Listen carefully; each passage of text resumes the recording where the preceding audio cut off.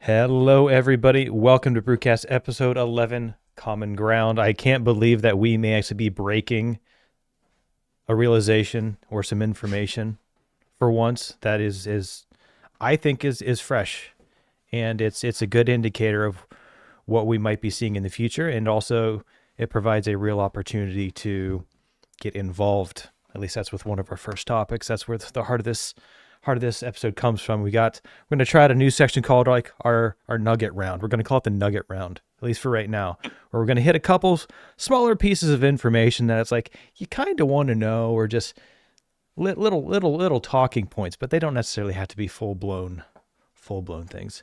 We are adding a new.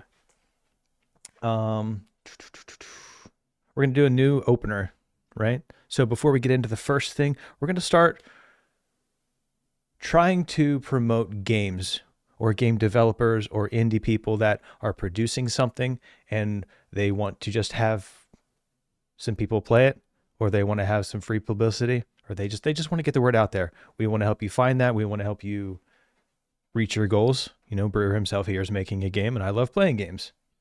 And then we have to actually get to revisit, I think it was the second week that we were talking about Israel and the Charlie Kirk assassination and all of that.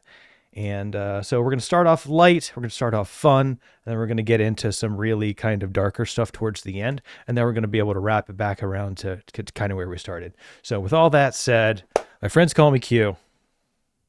Brewer. Welcome to BrewQast. All right, so first up, we have a game that it was just 3 months of work by a Twitch creator named 8 Bits a Byte. It's a tower defense game. I played it last night. It's got 21 levels. It's a really cute, fun, small game. You can donate to download it. You can also download it for free. But he is someone that regularly develops on Twitch, and he's producing other games. And this was just kind of a little personal test that he had for himself in order to learn what was this, MVP.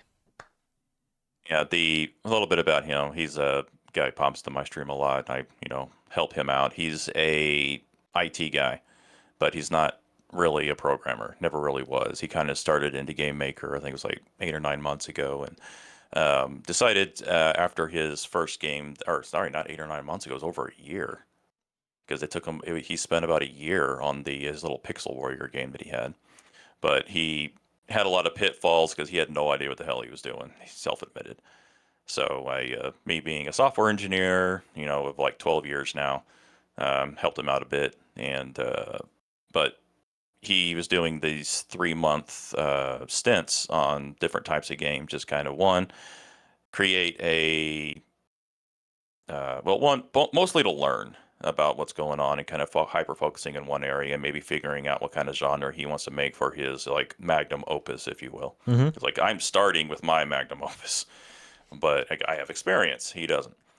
So, but he's learning a lot, picking it up. He's even taught me a few things about Game Maker specifically that I didn't know about, that he learned either through trial and error or through other creators himself. So he's a good example of just figuring that you can figure it out even if you have very little like specific programming experience, as well as an example of working together with the greater gaming community on Twitch and beyond to help each other out and make games. So he started with no knowledge and just kind of jumped into it with a plan. Uh, I don't know if you want to say jumped into it with a plan. I honestly can't speak to that. I think he kind of just decided that he's going to do it one day. I think he was a streamer and played games before, and then transitioned over to game development. So I really like that. Yeah, he's a good dude, good chill dude. His wife also streams games and does a cooking stream on Mondays. So Yeah, anytime I've interacted with him, he seems like a very, very nice guy. But yeah, just wanted to say this was the one that we wanted to put up this week just to kind of test it out, see how it goes. But if you have a game or you want people to demo it or review it, you can always let us know if you want us to put it up front so people can see it at the opening of our shows. That's fine too. We want people to find you. In addition, I on Fridays I have little playtest Fridays for my game.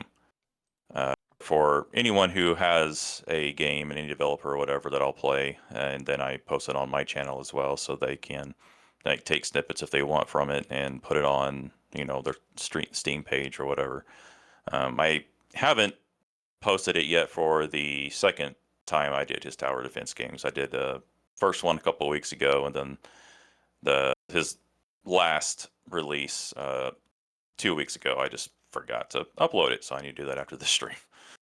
But yeah, Awesome.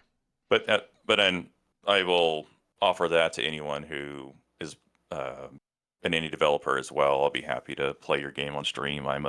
Was a software quality engineer by trade, so I know how to break things, and will definitely break things and do things that you wouldn't expect from players. So I'll be happy to play test your game and get it out there a bit more. Just hit me up. That's something that I really like about like your experience. Whenever I play a game, I'm really hyper focused on kind of the user experience, because I lack some of like how to intentionally break things, because I don't understand how all of the back end works. It's just interesting, the different angles that we approach stuff. It's fun. All right, so let's go ahead and start off with, I've talked about Louis Rossmann before, right? Multiple times, yeah. This person, and I know there's a lot of people that feel like that they're not happy with the way things are, and this is around security, this is around privacy, this is around you being tracked, you being watched, and you being able to be free just to go about your life, and you actually having rights. A lot of this started with consumer rights, but it's going to branch into the privacy realm. I just know it, and that's going to become like this new alliance. And the first people that are picking it up to do something with it has been Colorado. And I have to admit, I was not expecting this at all, but there is common ground over this topic that actually translates between the barriers as long as you explain it from their point of view, right? So privacy matters, Yeah. and all you have to do is use their point of view. Say, well, I mean, you may not care about me being tracked in these scenarios, but if Trump wants to track you over this, and they're like, whoa, we don't want that, right? So you just have to give an explanation to them that works for them, just from their point of view, something that actually matters to them. And I think that goes into like having the common ground to understand, like you have to understand what another person is about or what they actually think. And usually that's only a one-way conversation. At least it has been developed that way, I think, in the country. Like I can understand their side. They usually can't understand our side. And we could get into a conversation that I had this week on X, but I don't want to detract from what we're doing. But yeah, if you're somebody that is interested in participating or getting engaged in making a positive change in this world, I think you should check out Louis Rossmann. I think that you should go to his YouTube channel, watch his videos, see what he's about. He seems like a really upfront, honest, sincere person. He knows how to engage with people in the right way and how to actually move pieces in the real world to get stuff done. So there's this, it's like an AI camera system. This is primarily about the Flock AI camera system, I think. I know that we've addressed this and some of the other things that he's done in, was it Austin? It was in Texas. I think it was Austin. And they talked to like the city council wanting to spend millions of dollars on a couple of these systems. Well, if we take the same system, which is an AI system that there was on their website that it did like AI facial recognition, or it had the capability to, but said that they didn't. And there's a bunch of real information that people, I would highly suggest go and digest for themselves, because I don't want to accidentally get something wrong because of how real and positive this opportunity is. But the Ring camera system that works with your house, that a lot of people have in their homes. It's becoming very common. They started sharing their Yeah. footage with the Flock system. So I want to go ahead and play some of this video. I don't think we need to play a lot of it, but I want to get I want you to hear some of the words that he just from his own mouth first. Let's start with that. Hey everybody, how's it going? Hope you're having a lovely day. Welcome to today's episode of How You Getting After. I'm host Louis Rossman, and today Holy, that's You have it at double speed, no. That's him normally. That's on normal speed. jeez. Yeah, he gets revved up. He gets pretty revved up. I Yeah, want I'd to say just follow up let on a it video go. that is Just make sure I got this. about 3 years ago about the Ring doorbell. There. Okay. This is not one of my best videos, but I'm just going to discuss the topic before we move on to what is going on today. So to give you some context here, Senator Ed Markey sent a letter from the United States Senate to Ring Doorbell, or to the CEO of Amazon, Andy Jassy, but essentially Ring Doorbell, saying he wanted to express concerns about Ring's ongoing surveillance practices and engagement with law enforcement. While I acknowledge and appreciate the steps that Ring has taken in response to my previous letters to your company, I remain troubled by your company's invasive data collection and problematic engagement with police departments. Now, the question that I focused on in the video I did was question 7. Ring has stated it will not share customer information with law enforcement absent consent, a warrant, or an exigent or emergency circumstance. Please explain in detail Ring's specific internal policies regarding what constitutes an exigent or emergency circumstance, and B, how many times has Ring shared a user's recordings with law enforcement because of an exigent or emergency circumstance? Now, keep in mind here, he's not asking how many times have you shared with law enforcement with a warrant or a court order, or even with the consent of the person who owned the Ring doorbell. How many times have you just essentially allowed them to go in there and just take those recordings from the user's camera and use them as they please? And Amazon's answer to that was that they've done that 11 times. And do keep in mind, this is from a letter that was written, I believe, 3 years ago, over 3 years ago at this point. Now, the reason that this is concerning to me is because they're not actually asking permission from the homeowner when they do this. They're not asking for permission from a judge. And while you don't have any sort of expectation of privacy when you're walking around in the public street, our legal framework for privacy and for the Fourth Amendment dates back to pre-computer, pre-security cameras, pre-car, pre-train, horse. If you wanted to stalk somebody back then, you had to get on, the best that you could do is get on your horse. And our legal framework has not necessarily come up to date to deal with this reality. Now, Flock is a series of cameras that I've been talking about a lot in this channel. They're AI surveillance cameras that have a system where if you want to track a vehicle, where it's going, essentially you're combining the worst of ChatGPT with the worst of having a security camera everywhere. And you can use this to track people everywhere that they go. If you have a Flock camera that's on the side of I-10 and you have a town like the one I went to last time, Vidor, Texas, where in order to leave the town or get into the town, you're essentially going on I-10. You've created a circumstance where, fuck you, spam call. You've created a circumstance where you can track the coming and going of virtually any resident, and it would be fairly simple to track and figure out exactly where they have gone. There are people that have managed to get access to these systems that have emailed me on the promise of confidentiality that have been able to do some pretty psychotic levels of tracking with it. And I'm very happy that these are white hat individuals, not black hat individuals, because again, and I also genuinely do hope that the black hat individuals are not the ones getting access to this. But to get to the point, Ring is now expanding their requests to additional community safety partners. And who is the additional community safety partner? Flock. Ring's mission is all about making neighborhoods safer. Earlier this year, we told you about Community Requests, a feature that enables customers to respond to requests for help from local public safety agencies in the United States. Okay, so I think he sets up kind of what I was wanting to start with. Just the fact that you're not asked for this stuff. It's already been taking place. And this goes into, he was right about the rights, or whenever the laws were created, like they didn't have the stuff that we have now. And we see this in like changing terms of service. It's like, I think one of the big things he has is like, you buy a product, right? And it has some kind of, it has some kind of app functionality, but then the company puts out an update to that product so third-party stuff doesn't work, and you have to use theirs, which requires a subscription. But that wasn't initially what you purchased or agreed to.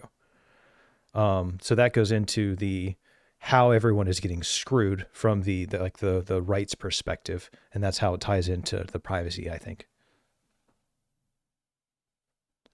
And the what's that term? I forget the actual term on top of my head. The bad business practice, where it basically it just screws over the consumer, and the whole point of it is to just exploit the law or the lack of a law in order to change or do whatever they need to do in order to, better pad the bottom line. Mm-hmm. And this is becoming very pervasive all over the internet in various ways. A good example, kind of to the side, is Adobe. And they have it where you have to spend a ridiculous amount, like hundreds of dollars a year, for a subscription to all their products. Dude, okay. And So yeah, I want to just agree with you on that. I had Adobe CS6, right? Once they went to hmm Creative Cloud, it was like a couple $100 for like 2 or 3 of their things. It was too expensive for what it was, I thought. Except then you also have like for like the video editor, Premiere Pro. That's how I learned to video edit. And then like yeah, well, now I use what's free. And I'm sorry, DaVinci is free and it is amazing. For being yeah. free, it's amazing. And their cameras are pretty damn good too. Well, I guess more to the point I was pointing to is their cancellation of that, because you signed a year contract, but if you cancel that contract, you are still responsible for the remainder of the year plus a cancellation fee. Oh. But there were some creators that I saw, it was going all over X there for a while. They had a week left, so they wanted to cancel their subscription, but they ended up getting charged like $100 for canceling it before the end of the contract. But it auto renews, and if you don't like cancel it on the day, then you get charged for the next year. And if you want to cancel it, they don't really refund the money.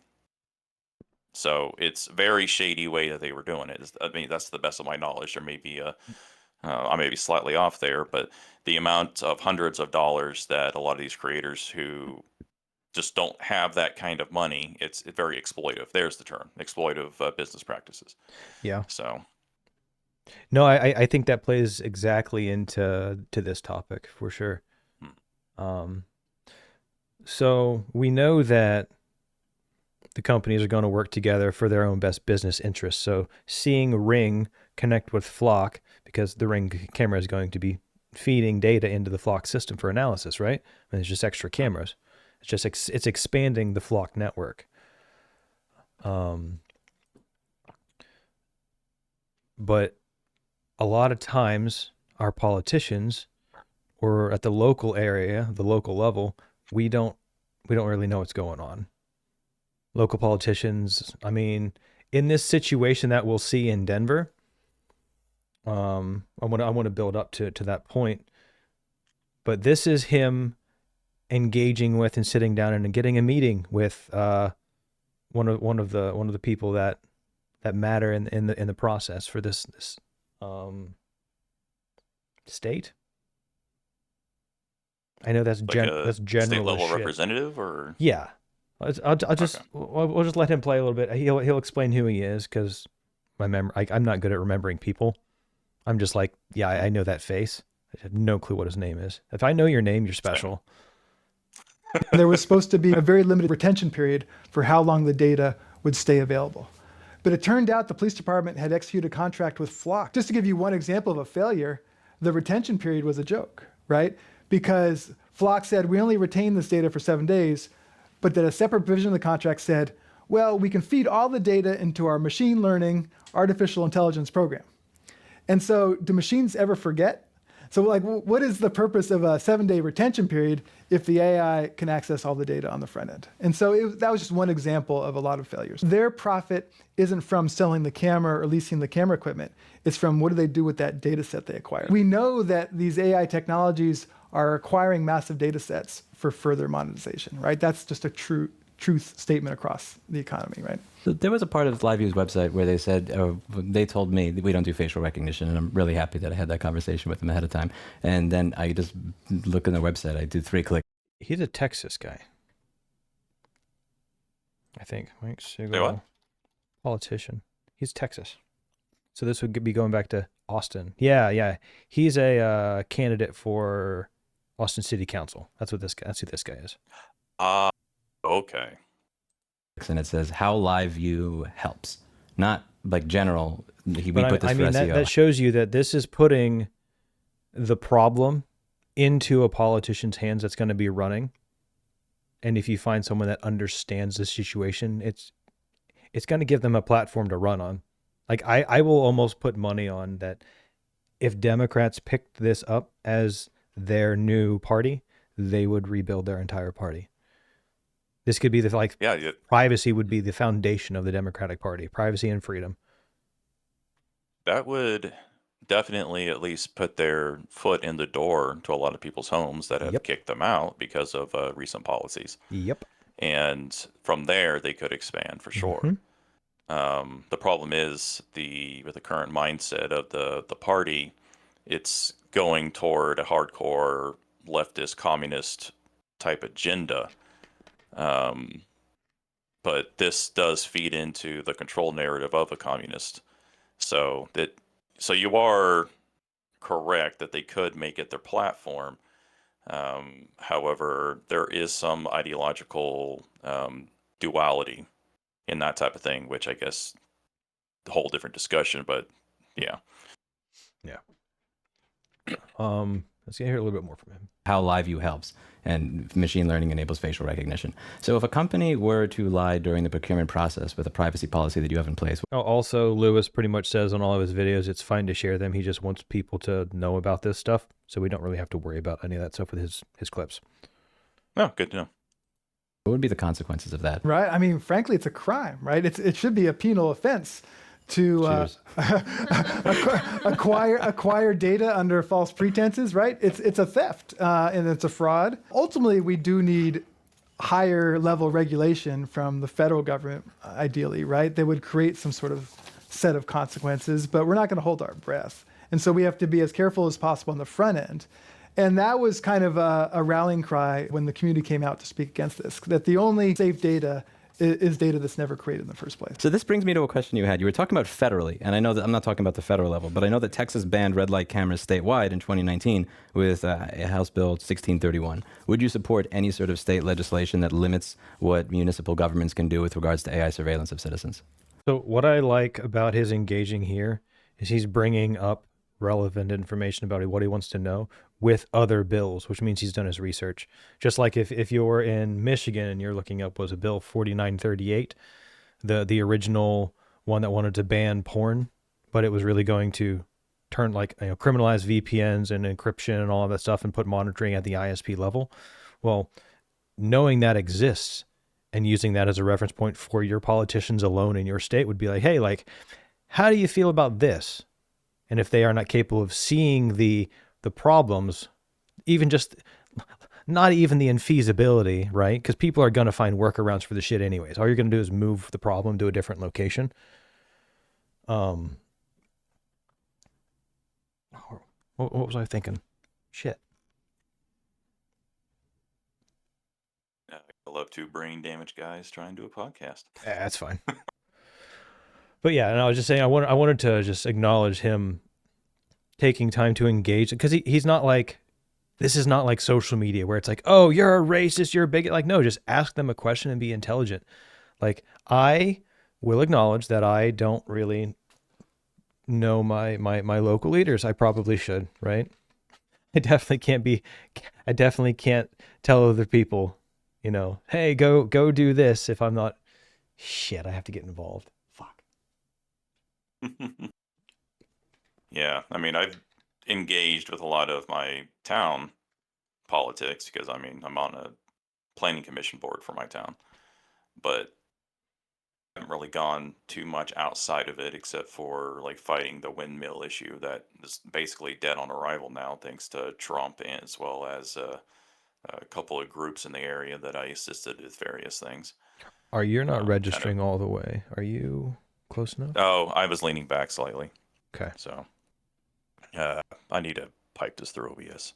Anywho, but yeah, so it's kind of difficult, especially with the modern age, ironically difficult to engage with everything that's going on, because one, we don't have access to the information, and two, we're just distracted with other stuff. So, which might be by design, but that's another discussion. Yeah. So now that we have the ring connection to the expansion of the Flock system, which we know is in Austin, and so it's in Texas. I'm pretty sure there's some in Michigan. I'm pretty sure I've seen them here. And we know how you can engage with the politicians, and this is like before a campaign, like getting with the candidates is honestly going to, damn, maybe that's how you do it. Instead of like complaining to your senators, because they aren't going to listen anyways, maybe it's just you just find a new candidate that'll either take up the cause or, yeah, you just find a candidate that'll take up that specific cause then. Well, it makes sense because the ones who've already been elected have been elected on different platforms and have received fundraising through, for whatever platform that they were running on. But if you find a new candidate that's trying to get into office and convince them that what your idea is something that needs to change or whatever, like Lewis is here, yeah, that's probably how you begin the more grassroots movement, because it's easier to introduce someone to a topic than it is to change someone's mind on a topic. So just thinking psychology, just base psychology. So and kind of what we're seeing across the U.S. is like people are like, oh, well, Trump's doing all these things. Like Trump's doing these things because he was elected to do these things. Yeah, we talked about that ad nauseum multiple times. Yeah, but So all right, so we know how to approach our leaders, and this also, one of the things that Lewis has on the back end is the Consumer Rights Wiki, and it's documenting, and it's people that want to actually just help and have free time to organize, filter, track all of the stuff of individual cases in states of where consumer rights are being abused. So that way, whenever there's a situation like this, because I'm pretty sure this is the direction he's committing to. He also was doing the right to repair thing, and he learned a lot from that. So I'm really excited to see where he takes this. But I wouldn't be surprised if he actually runs for some kind of office. I don't think he will eventually. I don't think he will. You don't think he will? I really don't. I mean, I he's someone that I think that has a really good personality, very honest. I think that people could trust him in a situation like that. I think that he's intellectually honest, at least with how he presents himself. And I've been watching pretty damn close, and I'm pretty picky. But I don't think that he would, just because of the bureaucracy and you like. Yeah, you're right. I do. I can see that. He's more effective. Complain about it so much. He's more effective being able to go to all of the other different states instead of locked down into one spot. I think that he's truly better off not. Even though he would be pigeonholing him. Yeah, he'd be perfectly capable, though. I believe that. So this is some of the highlights from. I watched the whole thing. I watched it live. They went to Denver, and this is with the flock system in Denver. Some of the hot piece of information with this was allegedly the city council voted it down 12-0, but the mayor still put it in, because there's like this $500,000 threshold or something. It's like there's a specific threshold. I think it's $500,000, and the contract for the system was agreed to like $500 underneath it.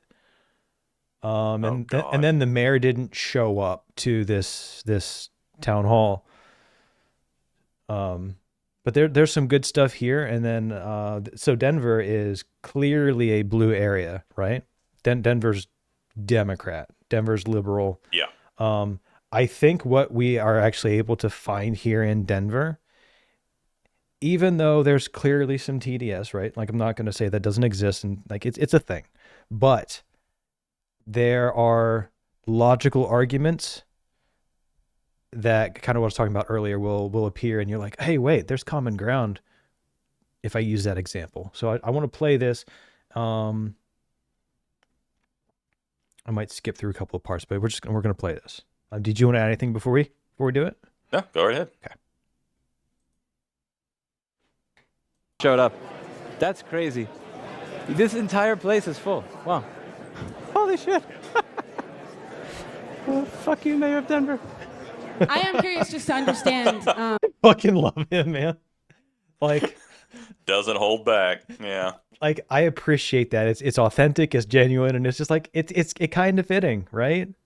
It's okay. It's your public official, right? if I go down, like whenever I go to get engaged in local politics, or at least know what's going on and learn who they are, I'm going to want them to listen to me if I have a concern, right? I'm going to want them to show up if there's something that I want to talk about. And I have every right to talk and express myself like that. There might be, I don't know specifically for Colorado, but there might be a legal problem with the mayor not showing up without like proper excuse to a town hall because that's their responsibility. Yeah. And I mean, there's nothing that I guess from our angle that we could really do, but they should definitely look into their laws, and specifically for public officials and public gatherings and official meetings, I think is the better term for it, and see if there is grounds for possibly removing the mayor for not upholding his duties. So that's interesting. I mean, the ones that we do see seem to be pretty competent, and they communicate pretty well. That's an idea. Definitely an idea. The person right here is, I think, the representative for the mayor in the situation. And I saw that it. Might be the loophole. Yeah. Maybe. If you have community who's been yelling about turning these cameras off, why then is the mayor going behind closed doors and making an agreement with a CEO of a private company without any true public input? Because you hear the public input. What will the alternatives to BrewQast in 2027? Yeah. Sorry. Not me.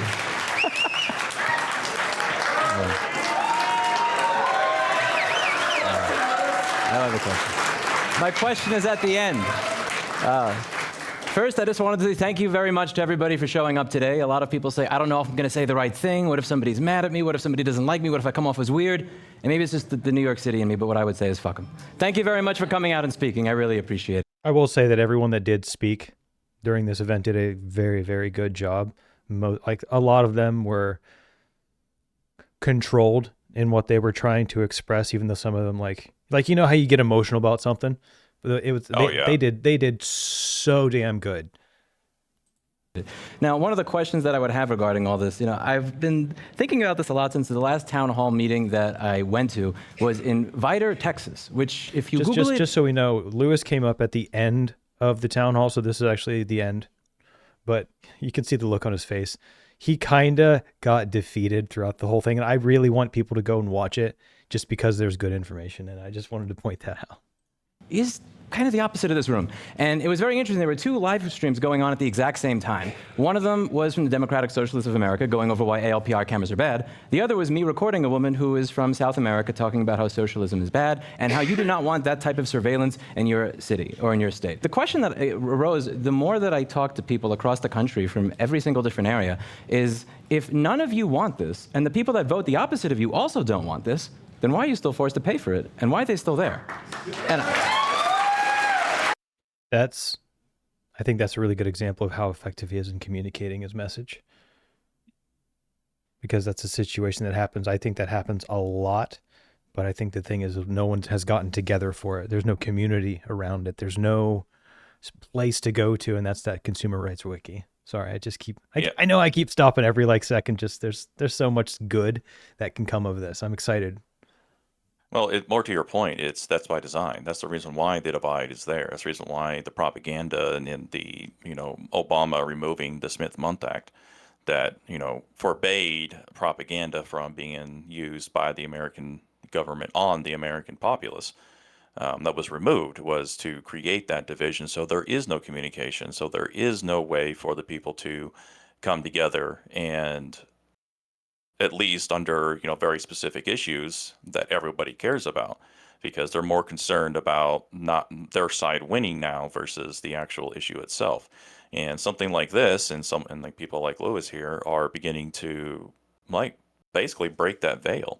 Mm-hmm. and people are starting to come together. So yeah, we definitely need more of stuff like this, because as people begin to realize, hey, we're more alike than we're different, things will begin to change for the better. And that is actually the direction things are going right now overall. The mass media would like to tell you otherwise, but if you go to the citizen journalists and people like Lewis, you're beginning to see that veil to crack and possibly even just straight shatter. So, well, over the next few months will definitely be interesting for many aspects, not just what we're talking about here now, but I do see that veil coming down very quickly. Like it may happen like in the course of a week that the left and the right begin to come together significantly more than they are now. Well, I mean, but this I don't know this when that's is going to happen, but yeah. this is becoming the moderate take, though, right? Because we have the right wing crazies and we have the left wing crazies, but this is a logical argument that's very moderate that actually reaches both people. Yes. Well, by definition, yeah, it is moderate. That's incredible. Yeah, I want to keep going. Good. Yeah, good. Okay. Go ahead.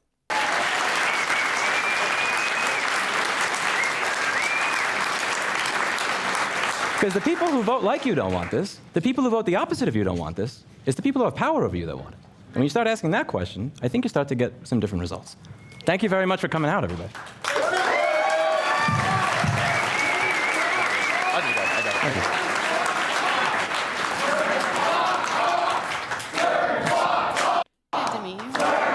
Hi, my name is Erica. I'm from the Westwood neighborhood. I have a question for you, sir. How secure is your network? I am someone who is very close to the information security community. You had a chuckle. Would you like to explain your chuckle? How secure is your network? Because virtually all networks are not secure, and people don't seem to realize this. They have a false sense of security, how easy it is to breach a lot of the stuff because the people who are running these networks that aren't like the company themselves are very incompetent when it comes to technology and the way that, TCP and just internet protocol works and everything else, and don't have secure passwords, no two-factor authentication, everything else. And a lot of that is by design for various reasons. I could dive deep into that. But yeah, I'm just laughing the fact that she brought this up, and I'm anxiously awaiting what he's going to say. Let's find out.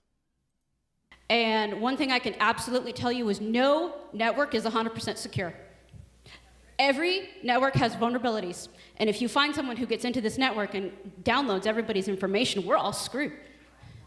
The second part of my question is, what are you going to do for people who use technology like this to stalk other people? How are you going to protect people who have access to the law enforcement database who have decided to stalk another human being? Yeah, thank you for the questions. And part of what we are working on negotiating with Flock is also a point in the contract that would hold Flock financially liable for any breach of the system that would then allow for access to Denver's data, or any unauthorized leak or providing of information of Denver data. We're currently working on negotiating, but it would be a $100,000 fine for every breach of the system.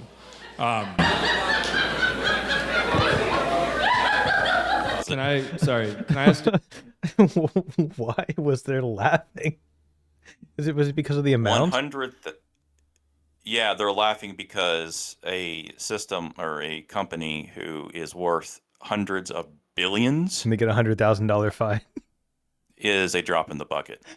So it doesn't really matter in the end. They would calculate that into their legal expenses. That's nothing. Yeah, and that'd also be a tax write-off, I guess, because it's a legal expense if they were to try to do that way. So it's one of those things where they're trying to say that money is the penalty here, but instead you have, okay, someone's being stalked and someone, something happens to them, they get physical violence of various forms against them.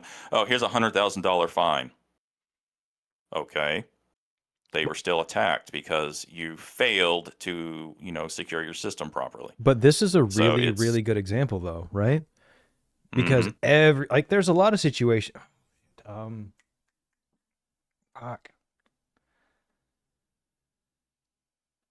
What's up? I lost it. It was in my head. It might come back. I was agreeing with you. Sorry, I interrupted you. You're good. That's it. I was in. What were you saying? Oh, maybe it'll kickstart it. About the fact that these companies are hundreds of billions of dollars, and when you have $100,000 fines, a drop in the bucket. That's it. So yeah, a lot of companies, the penalties for companies are never enough to actually hurt them, or never actually enough to account or hold them accountable. It's just like, all right, well, even if it's 10%, all right, well, they still made that much money in other areas. It's the penalties for the companies are never severe enough to, I guess they've gotten more laxed over time, it seems, right? There's no accountability. It's like, well, it's there just because we can say that we put it in the contract. We held them accountable, right? For $100,000, but we held them accountable. That's the only talking point they need. I think maybe that's what I was honing in on, right? It gives them the talking point of, oh, well, we punished them. Yeah, and it this kind of goes back to the whole U.S. person thing being, and a company can be technically a U.S. person under at least tax law and criminal law, actually, too, to the best of my knowledge. Probably, if you really want to travel down the monetary path for punishment, they need to instead of having just this blanket fine, you have, if someone does something and causes the kind of undue hardship, instead of just having $100,000 having that fine, you have that whatever financial damage is done to the individual, you have to pay 3 times that amount. And there are U.S. laws who follow that rule. So that should be something, more my opinion, should be something that would be a better effect, or more effective in preventing a lot of that situations where that this fine could possibly be used. Yeah. But the blanket $100,000 fine is just laughable, and the lady's laugh is perfect for the general mindset of how people are now viewing these fines. So I want to circle back to hear that again now that I fully because like I heard it the first time and I was just like, why? Because like, okay, so for me, what I heard, based on what I guess maybe some history that I have, is if it was $100,000 per instance, and each instance was each person affected.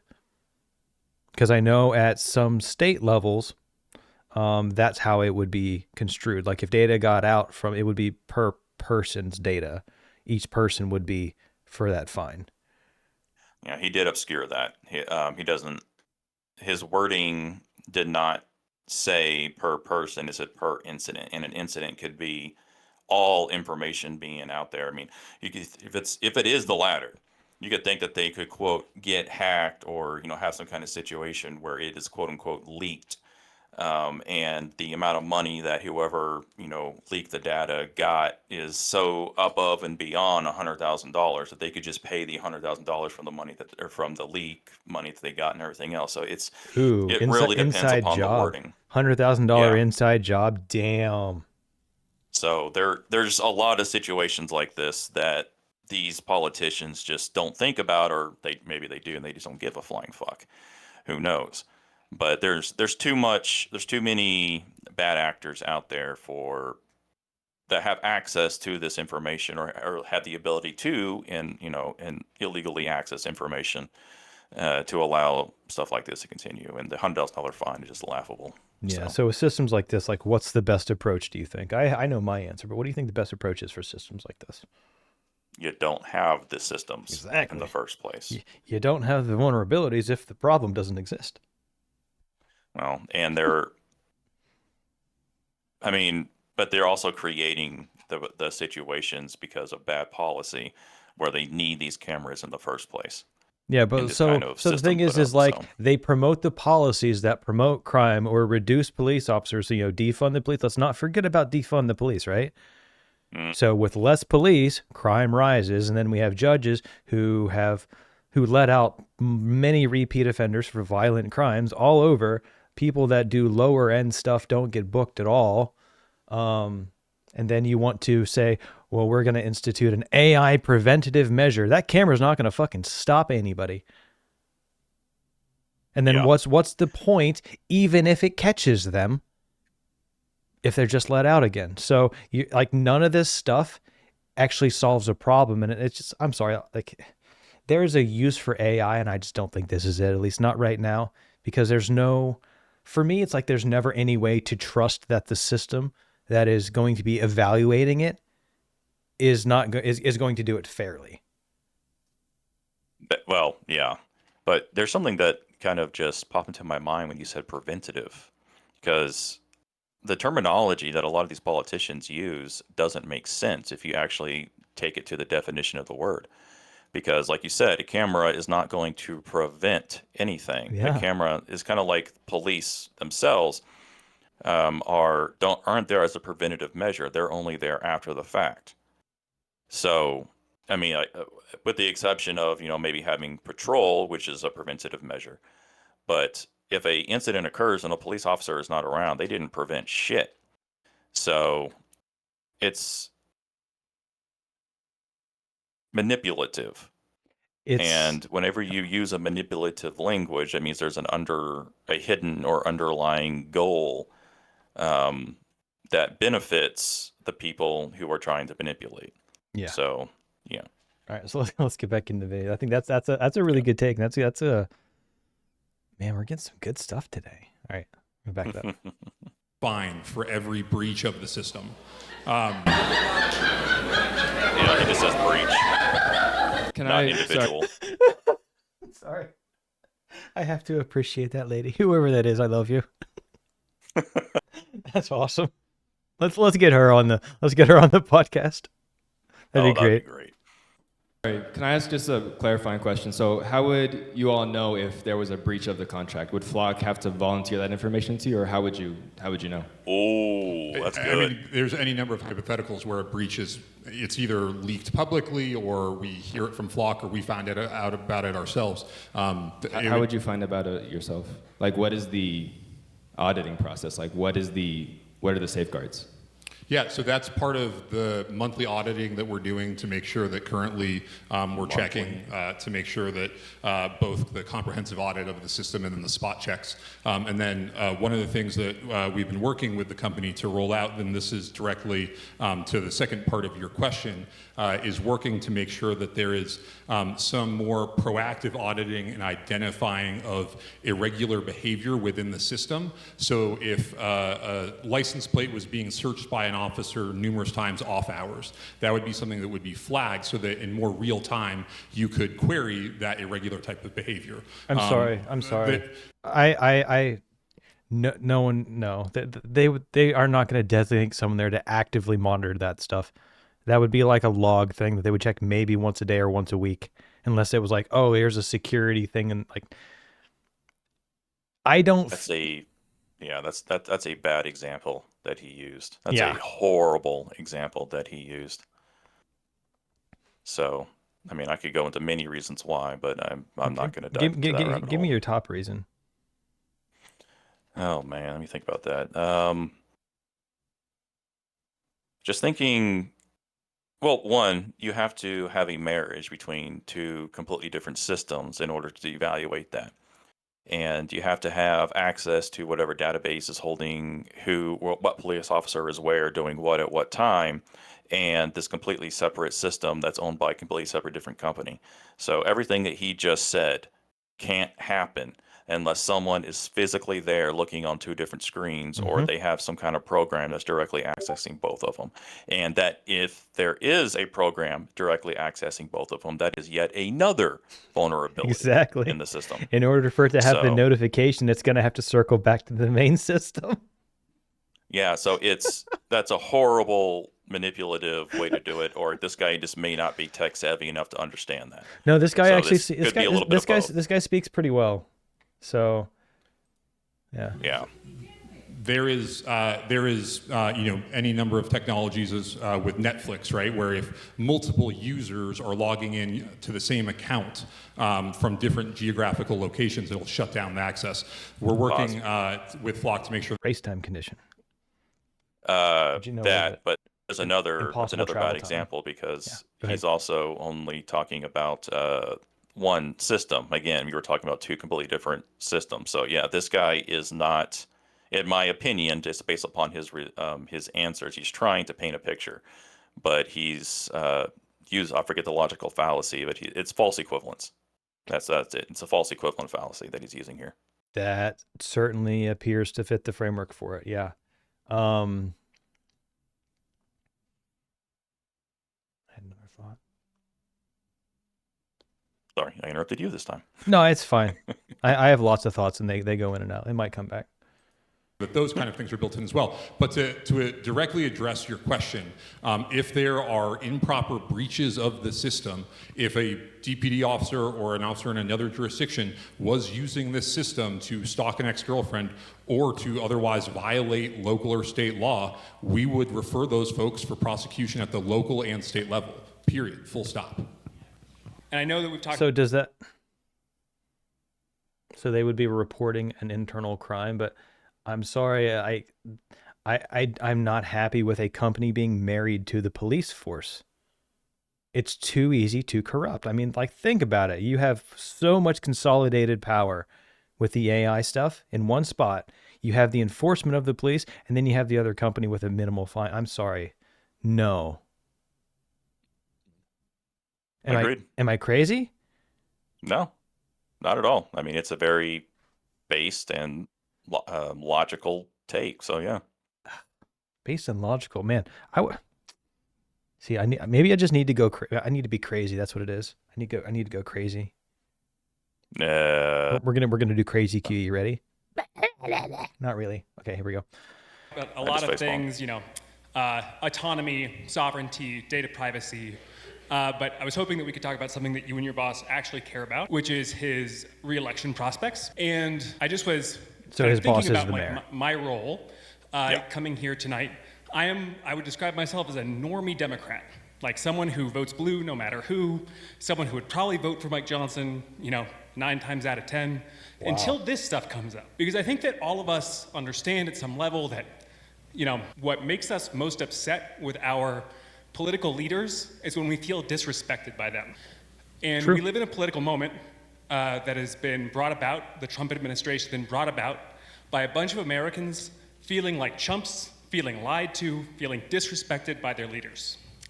And so Mike Johnson has a lot of things in his, going for him. He's an entrepreneur. He's innovative. He's got big, vibrant ideas. But when you piss people off, you run the risk of making people forget those things. Because voters, all of us here, they might, as well as you're able to sort of wordsmith the nature of the Fourth Amendment, or, tell us how every little detail of each of our objections is wrong, people don't remember what you say. They remember how you make them feel. And right now, I think a lot of... Such a good fucking argument. Fuck.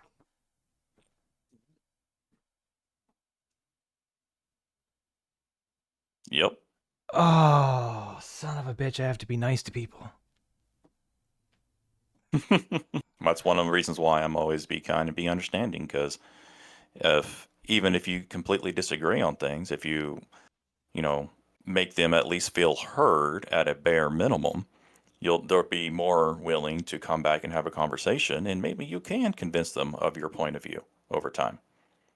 So I know I definitely advocate for that, and I know that it's possible, but I also know the world that we were in, like, a little over a month, like 6 weeks ago, was a different world, brother.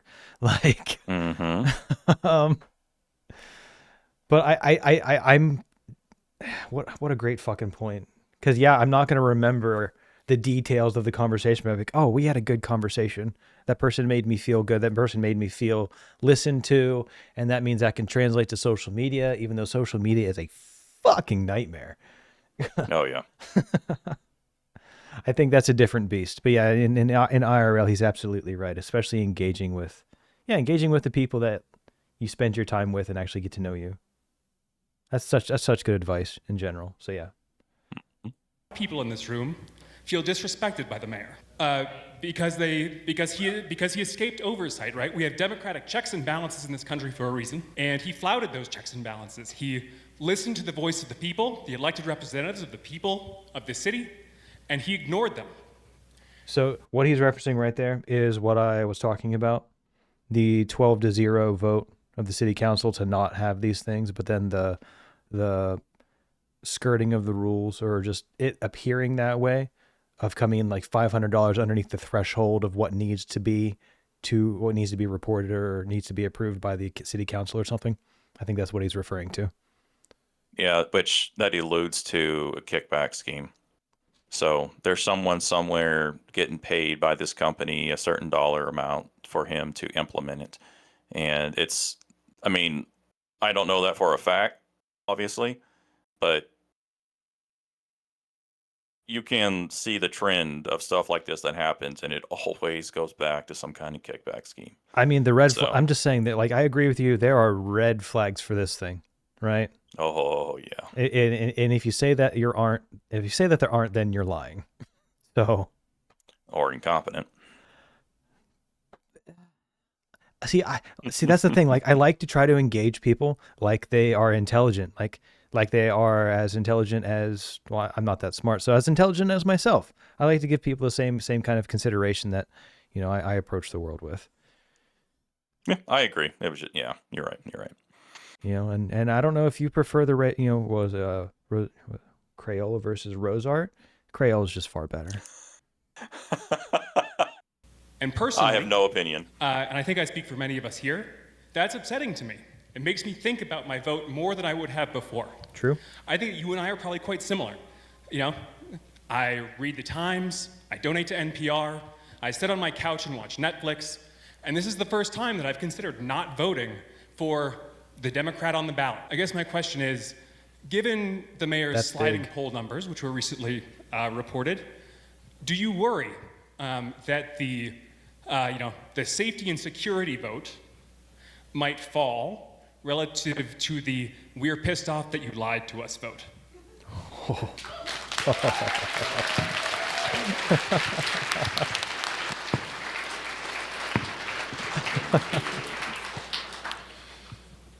Yeah, thank you for the question. And I would obviously disagree with the characterization that the mayor has lied to you or anyone. You were at one point talking about some of the shared value. I will give this guy credit. He composes himself pretty good with the level of hostility that he has from the people, because they're not happy with him at this point. Yeah. I will give him that. Okay. You and I probably share, that the mayor certainly shares. And I think it's important for folks to remember that it wasn't that long ago that we were having, on a daily basis, thousands of newcomers arriving in Denver every single day. During the winter, in the cold, without any of the proper supplies, right? And it was this community, emotional blackmail, and Mayor Johnston and his administration who found places for those people to go. It was DPD officers who protected those newcomer shelters, including when people showed up and were planning to harm some of those newcomers. A police officer was shot 3 times. So I appreciate the frustration that you have expressed. I obviously hear the frustration in this room, but I do want to just level set back to, at some level, there are going to be disagreements on the margins here. There is no one in the mayor's administration. Did you see his face? No, I didn't. I was watching the other guy. Look to the guy. Watch the guy's face on the left. Whenever he talks about the margins. At some level, there are going to be disagreements on the margins here. There is no one in the mayor's administration, the mayor especially, who wants ICE rounding up our most vulnerable citizens, or residents, excuse me. Most vulnerable citizens are like, yeah, citizens. That's politicians speak, man. And that goes into the immigrant stuff. And then we have to talk about how they got there and the root policies and all that. But I think, like, even the hardcore Democrats in Denver are considering voting against their own party just because of the shenanigans that they're playing. And I'm sorry, the shenanigans happens on both sides of the aisle. I'm not picking a specific thing. I'm just saying, like, I wouldn't have thought to see something potentially good for everybody come out of Denver. I don't have a disagreement. So you mentioned you said that you were going to talk on, like, I was talking about how he presents him, how he was handling the situation. Did you want to get into that? Oh, I mean, there really wasn't anything to add. It's just that he's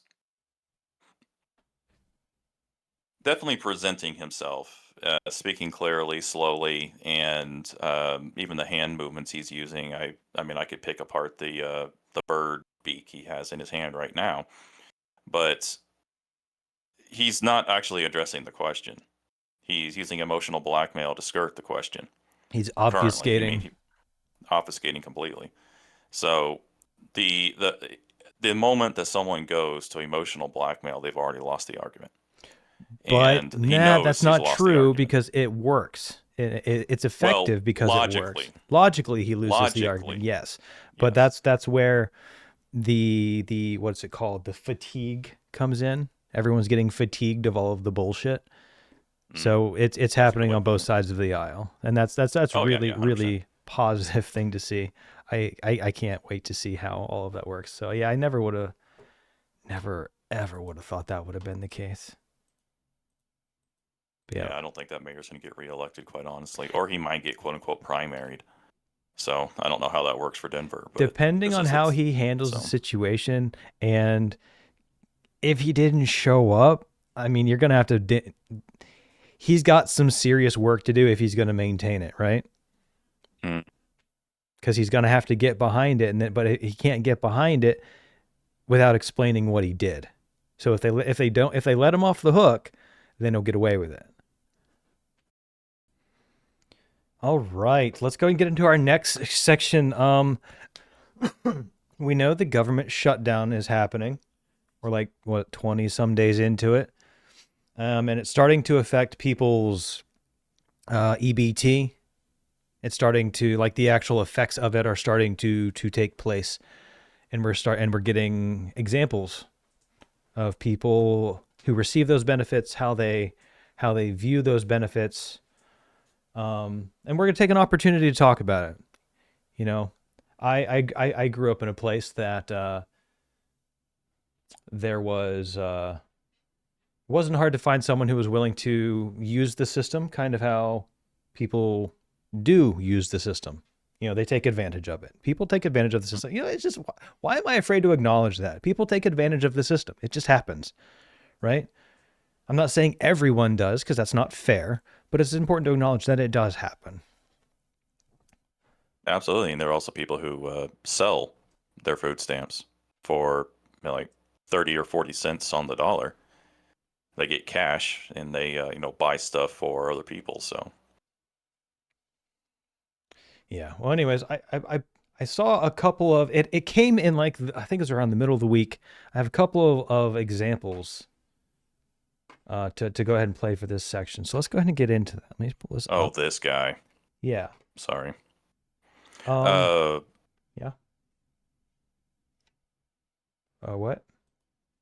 I thought this may have been one of the there's been some of these that have been going around that are fake, and they're just trying to do it for clicks. I'm not sure about this guy though. Okay. Go ahead and play it, and I can try to determine that. Yeah, I'll tell you what. Let's look at it as the possibility of. I know some of them are real. Real, and the possibility fix. We have to include that now just because of AI. So give us that leniency. Let's address it, and let's see if it gives us this is fake or this is real. See if we can pick up on the cues. And I know that you're gonna be watching that. So let's go ahead and start with this one. I got an email from EBT. I used to get $740 a month for my 2 kids. And we not getting EBT no more. They took the EBT. They saying I gotta work 20 hours a week. I'm not working for nobody. Get the fuck out of here. This is what Americans, taxpayer, work for us. They work for me. They gotta help me feed my fucking kids. Get the fuck out of here. You know what I'm saying? Like, don't be quitters now. Y'all been helping us all this fucking time. Now y'all want to tap out. Get the fuck out of here. I want my EBT, yo. I want my EBT, and I'm not working for nobody. I'm a fucking boss. What the fuck I look like working when the government is here to help? Come on. Y'all send all that money to Iraq. Ukraine, y'all funding all these wars, but when it's time to help the Americans, y'all don't want to fucking help us? I need my fucking EBT, yo. I need my money, yo.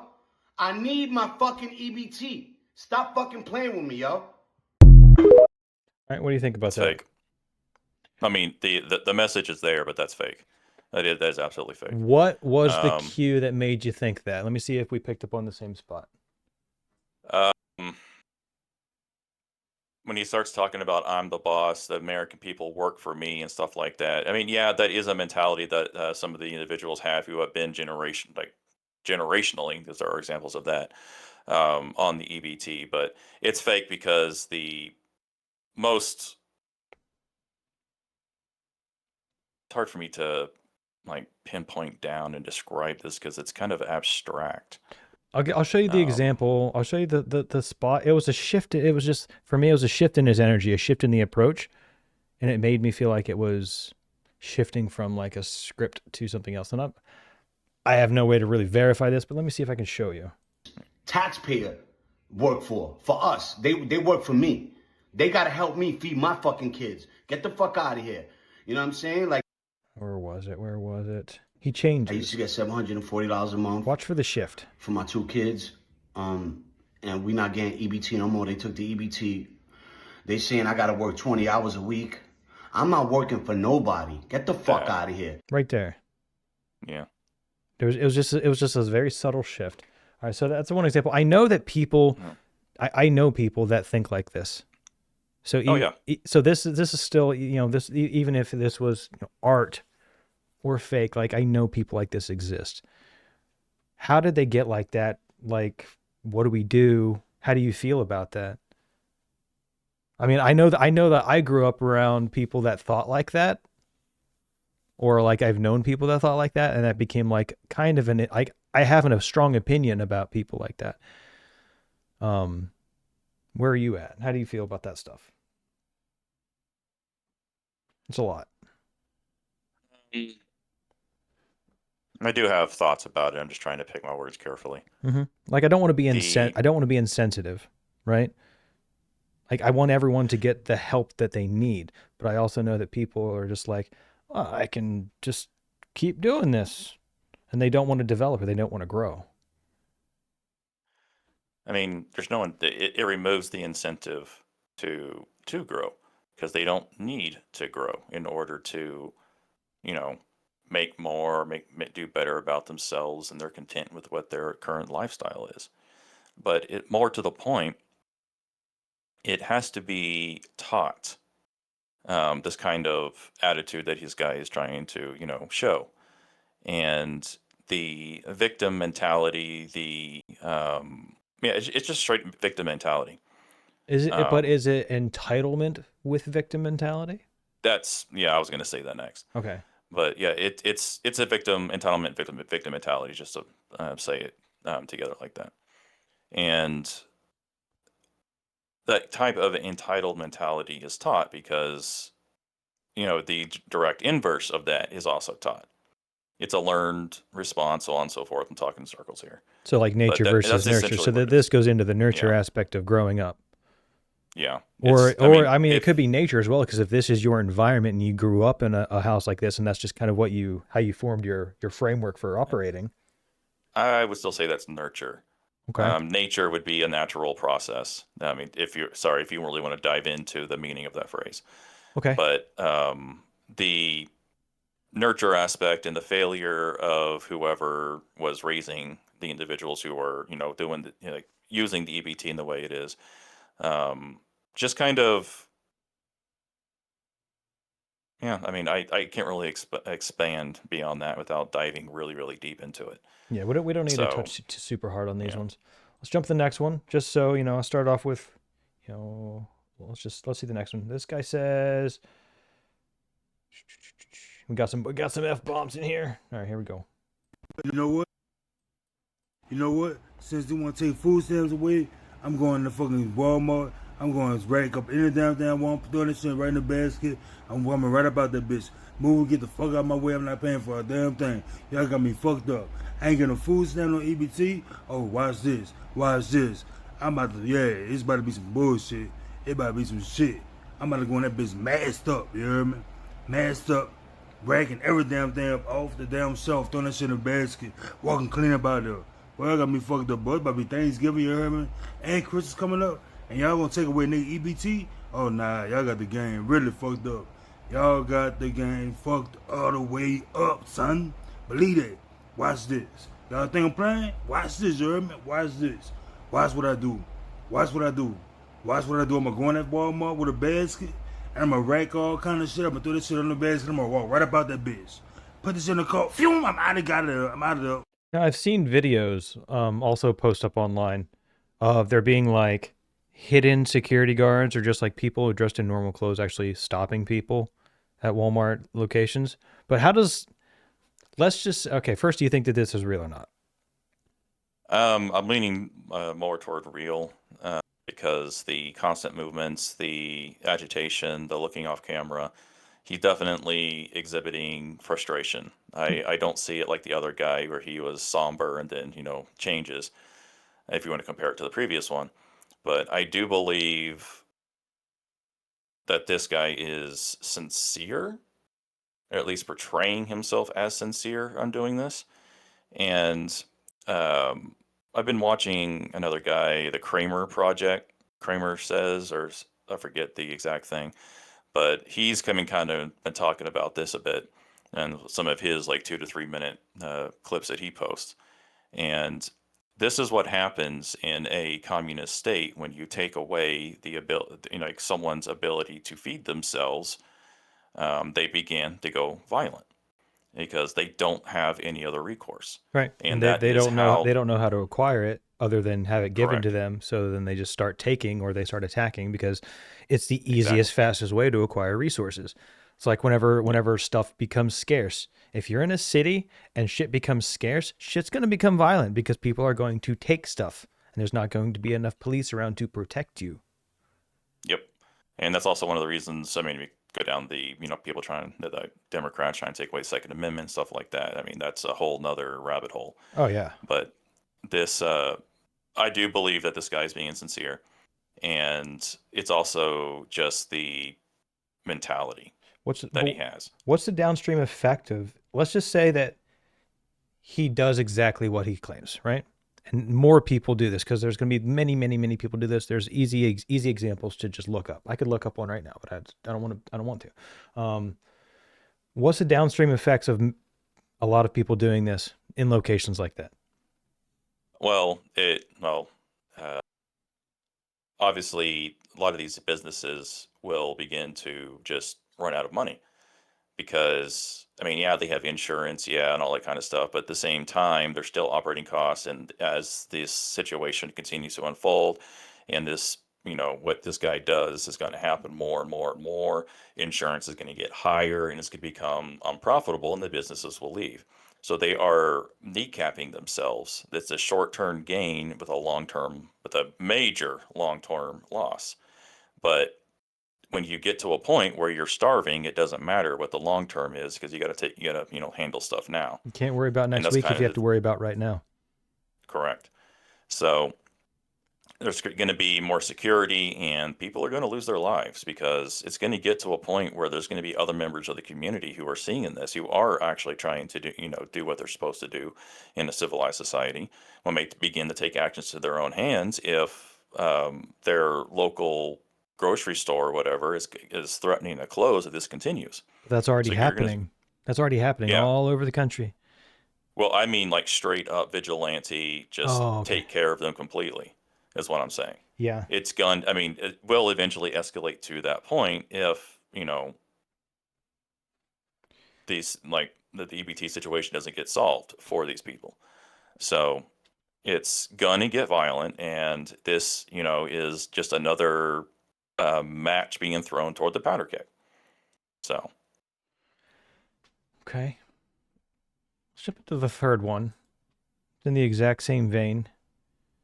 She has I wanted to make sure that I was being, diverse in the clips. So we'll play this one and we'll see if you think this is real or not. Me and my kids have been 5 days without food. 5 days ago, my food stamps were taken from me. She's been 5 days without food. I'm sorry. That's assuming she's actually being truthful in that claim. context. Like she hasn't had money to buy food, or she hasn't actually eaten. Okay. Anyways. Yeah. Stolen from me with no warning. No That entitlement. Okay. warning. Today, I get this food stamp letter from the fucking food stamp office telling me not only am I losing my food stamps, I'm losing my $2,100 in cash benefits that I get every single month to pay my bills. I'm losing my Section 8.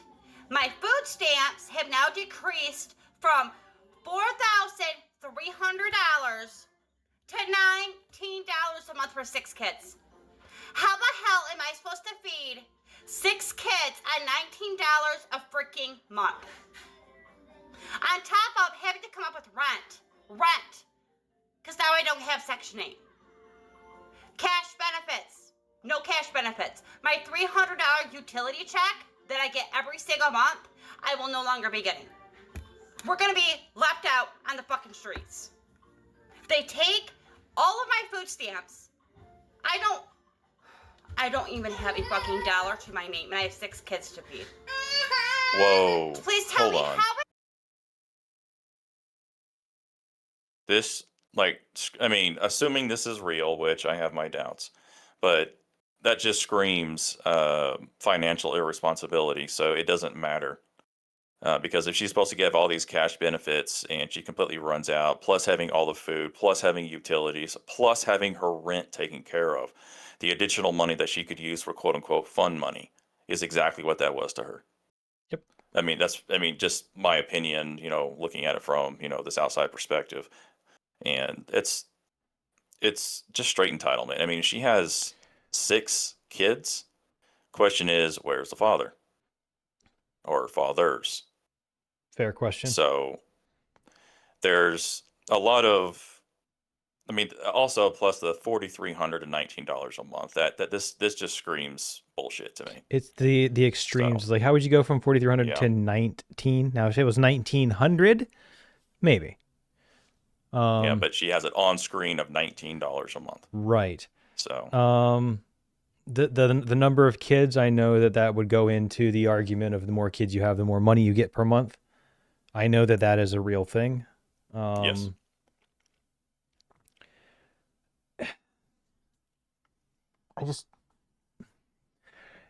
If you had that much help for, let's just say X amount of time, how much do benefits usually go for? Like 6 months, a year extended to 2 years normally? It really depends. Typically, it would be short term and you have to reapply.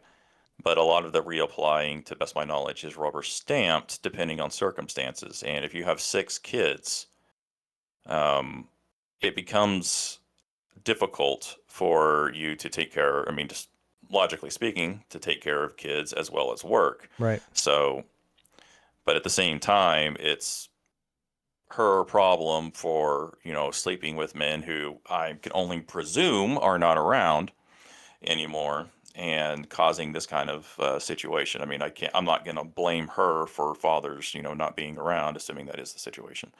But at the same time, she still chose to do it. So she still has at least, a 50% responsibility stake in that. But what percent stake? What percent stake do you have in that? I should have 0. But when do you think there's a difference between someone genuinely needing help versus someone that ends up in this position? Let's say that she's not, let's just hypothetically, and I don't want to be mean to this person, right? Mm-hmm. Let's just say, like, what was I thinking? I forgot my thought. Damn. Well, I think, if you're trying to go down one path, I can kind of say something like if she was married, he was a breadwinner, he was able to cover everything just fine. And then something happens to him, he dies, she becomes a widow, and now she has these 6 kids. I personally believe that, yes, she should receive some help because that was a situation that's completely outside of her control. Mhm. However, if she has multiple baby daddies, they all ran away and stuff like that. I mean, yeah, I mean, I'm not going to be so black-hearted to say that she shouldn't, like the kids shouldn't be taken care of because their dad's a deadbeat. But it gets to a point where if the situation keeps happening, at what point do we say no more? And I am not responsible for your bad decisions. So it's one of those fine, very fine lines that, I mean, me as a Christian man wants to say that she needs to be taken care of. The kids need to be taken care of because they didn't have a choice in the matter. But at the same time, I shouldn't be forced to pay for your stuff because of your bad decisions. What Assuming that was the route that she took to get to where she is. what really changed in the last like 150 years? I'm using a large time frame. Women's suffrage. Well, that shit. Right in my head. It wasn't women's. No, that's not what I was going for. I mean, that's just one. I mean, there's many multiple factors that it could be. So, Yeah, can you repeat what you said right before that? women's suffrage. No, right before that. The fact that it's her bad decisions, I should not have to pay for. Damn, I lost that thought. Yeah, no, I agree. I guess like, the relationship to the church and the state. So like the church used to take care of the people that were the needy, that needed help. Yeah. And the government stepped in to replace that.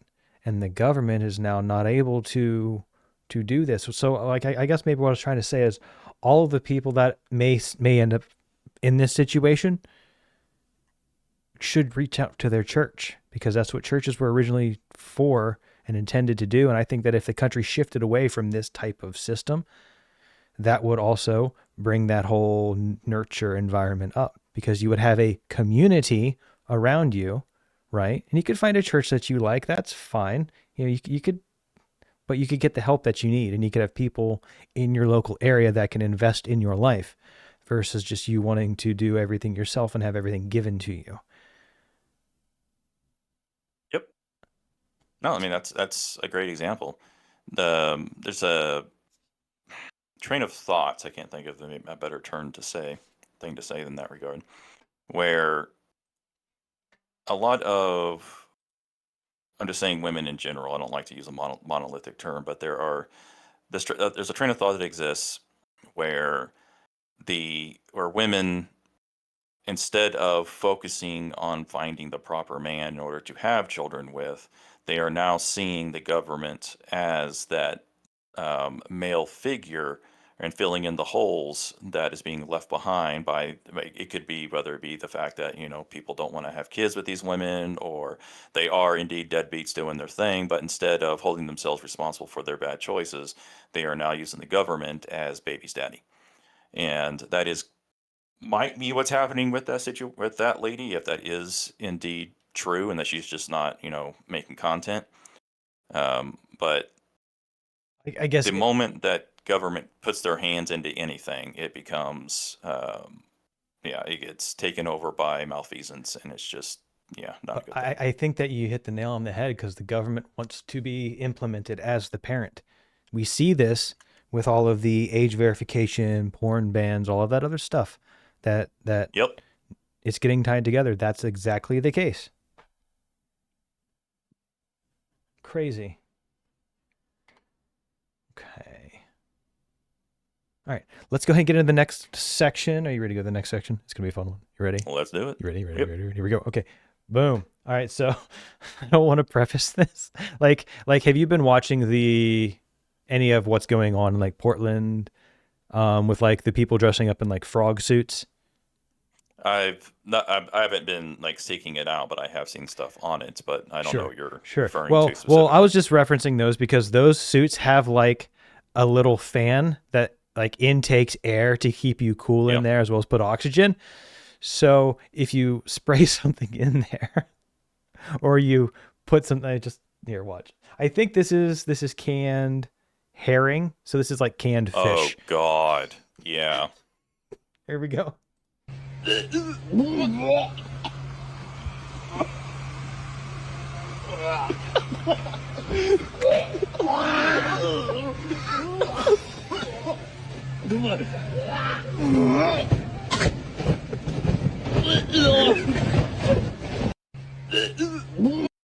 You hear him going up into. I'm not sure that's actual him doing it. I think they added the audio after because you hear it before he even gets to it. But the freak out in itself is We're just watching stand up, right? Watching stand up. Boom. Yeah, that is absolutely the guy in there. Yeah.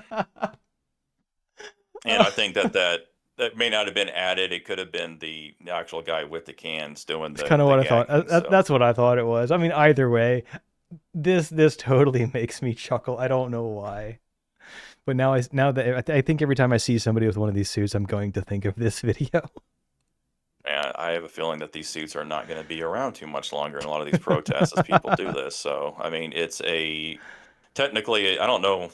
Could you consider this a crime? I doubt it. You're not hurting anybody. It's just a smell. Yeah, I mean, that's interesting. I wouldn't be surprised if there's some kind of legislation that comes across where you cannot, that comes across that.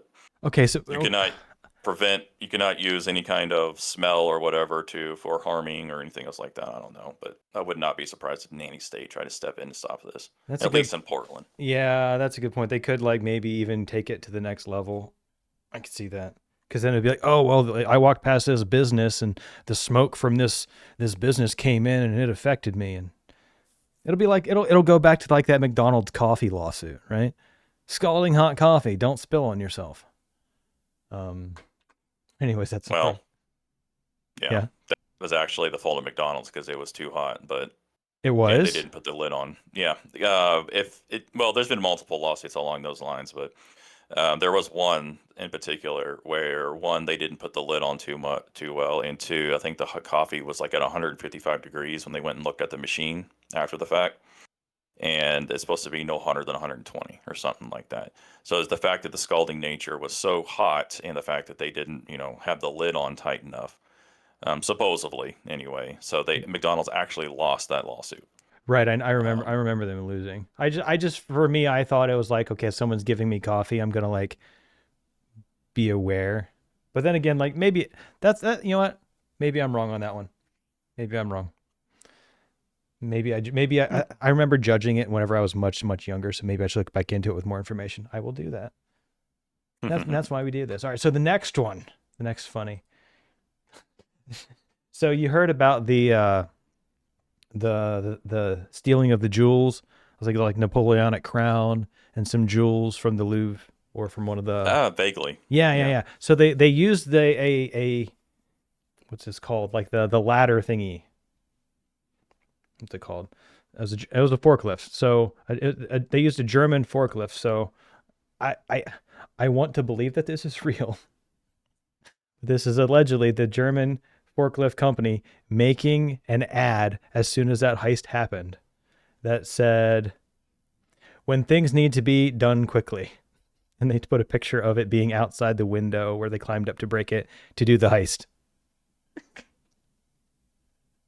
I don't think that's real because that's a brand risk as all hell. But yeah, that's still pretty funny. It's, I mean, if it's real, A+ for marketing, that's why wouldn't you? That's global recognition. Be like, guys, they wanted to use this shit. They used ours. It could go both ways. But I just thought it was funny. And the reason that I put this here is because of the German friend that I have. Anytime I see something German or Swedish, I'm like, I want to include that. Well, you do make a good point because the way the internet is nowadays, the culture is, would follow that this would actually be a boost because like, yeah, they used our equipment, like we didn't do it, but our equipment was so good that they were able to, run off with these jewels and do this and that. So yeah, I mean, I think you're actually right. Now that I go back and reevaluate, I think you're 100% right. This probably is a fantastic advertisement. Like, because yeah. So I'll take back what I said and convince me. Yeah, I think you're right. Wow! Holy shit! Hold on, I need to go get the marker. I'm gonna put one on the board for me. Just kidding. All right, so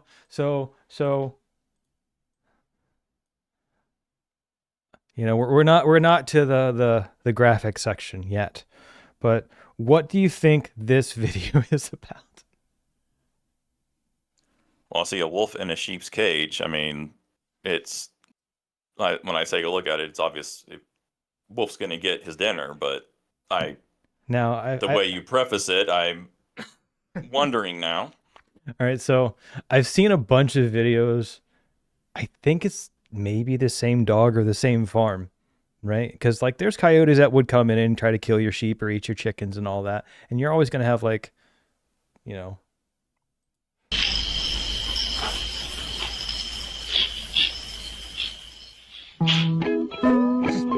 Oh, that's funny.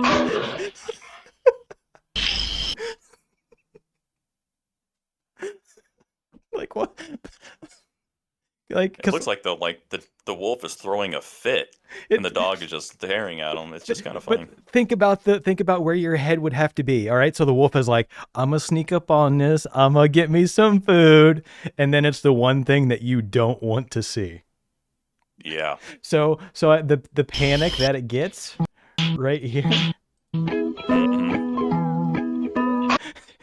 It's nose to nose, and it's like, wait, you're not what I thought. It's like the coming to realize, and then the being stuck. It's like, if I run, it's gonna chase me, but like I don't know what to do. That's pretty good.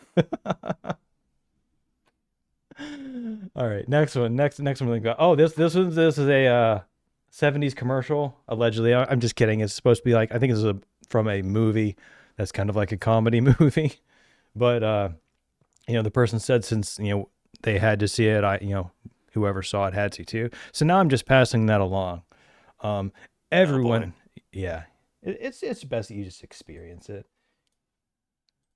And if it isn't fresh, I'm out of business. Isn't that sweet, you little moneymaker, you? Use new sweet fish every day. Keep that skunky cunt away.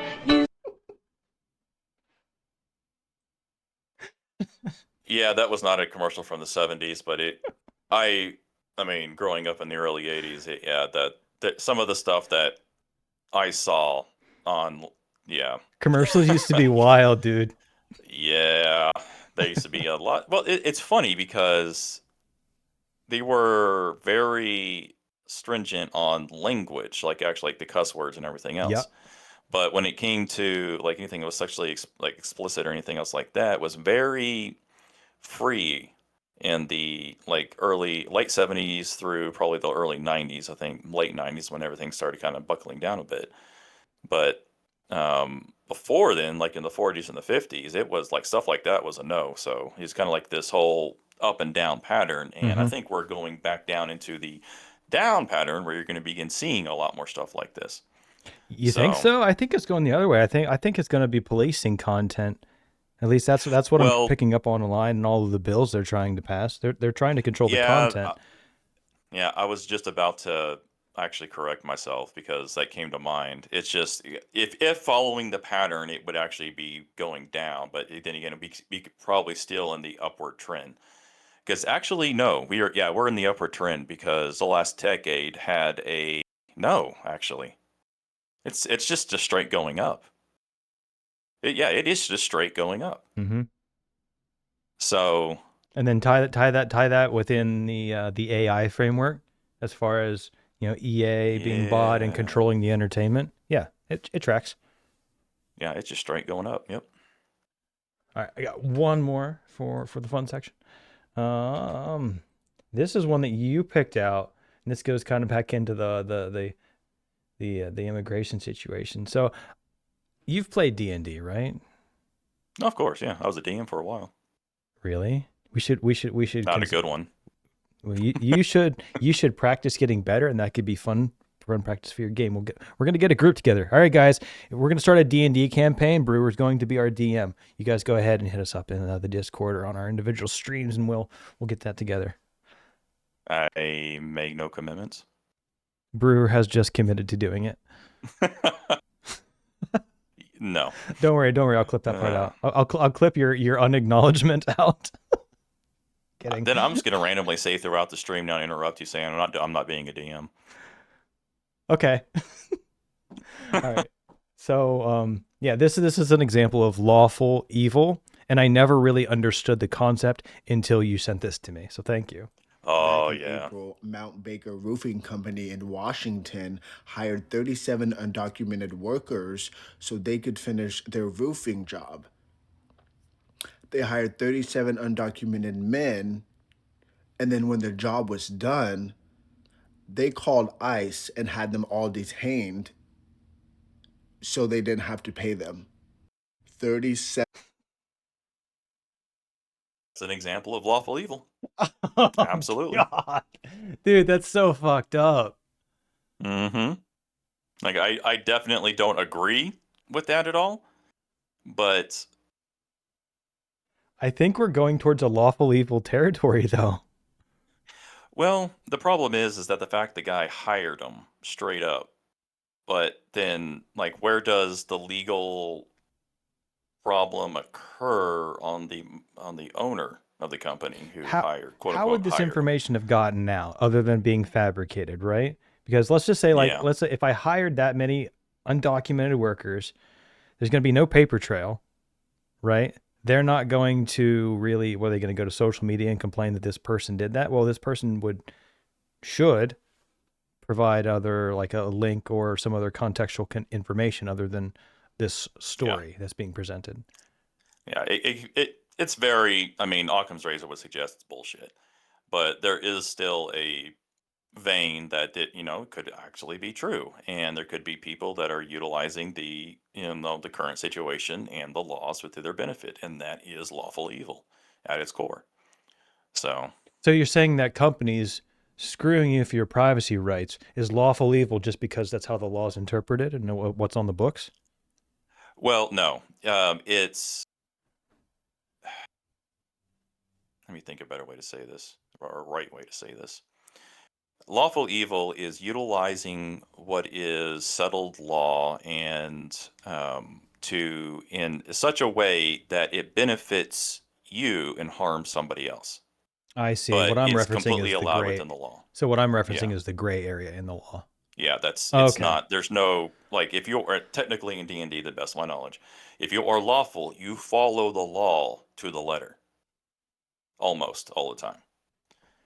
But if you're lawful evil, you do it in such a way that benefits you and harms others.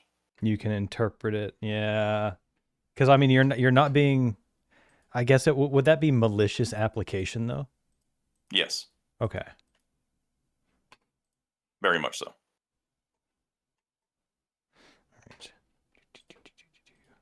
So the next section that we have, oh man, it's good stuff. Oh man, I have some good stuff. I would not say this is good stuff. Oh man, but this is good stuff, man.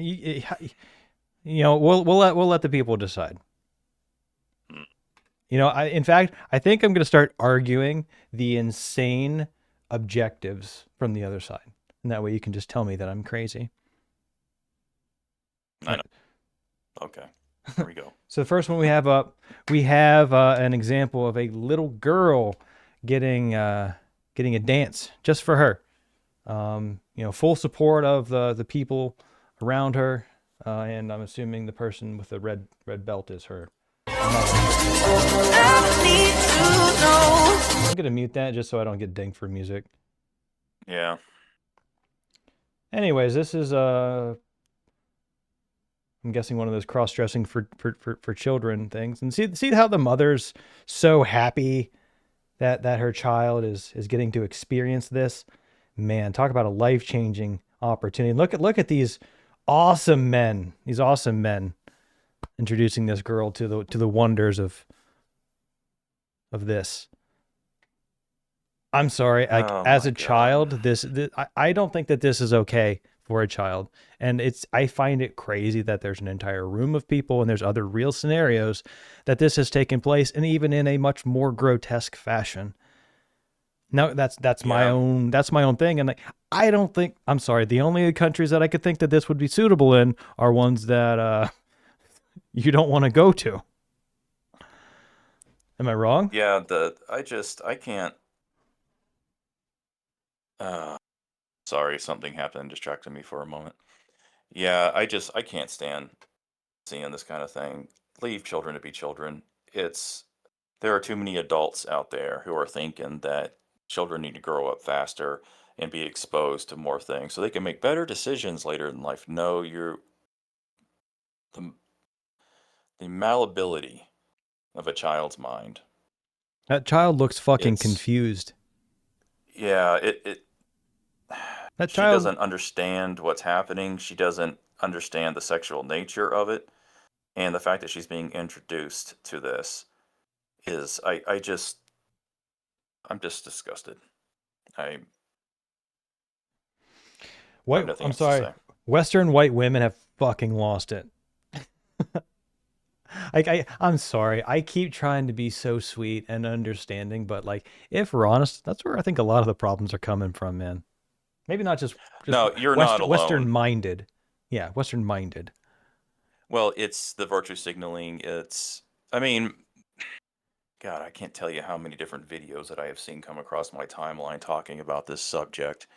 And it's a lot of, I'm going to go from the framework of the videos. And a lot of them are saying that the reason why the Bible says that women need to be subjective to men is because women, when left to their own devices, make decisions that are based upon emotion and self-protection, and don't take the grander view into account. It's very self-serving, and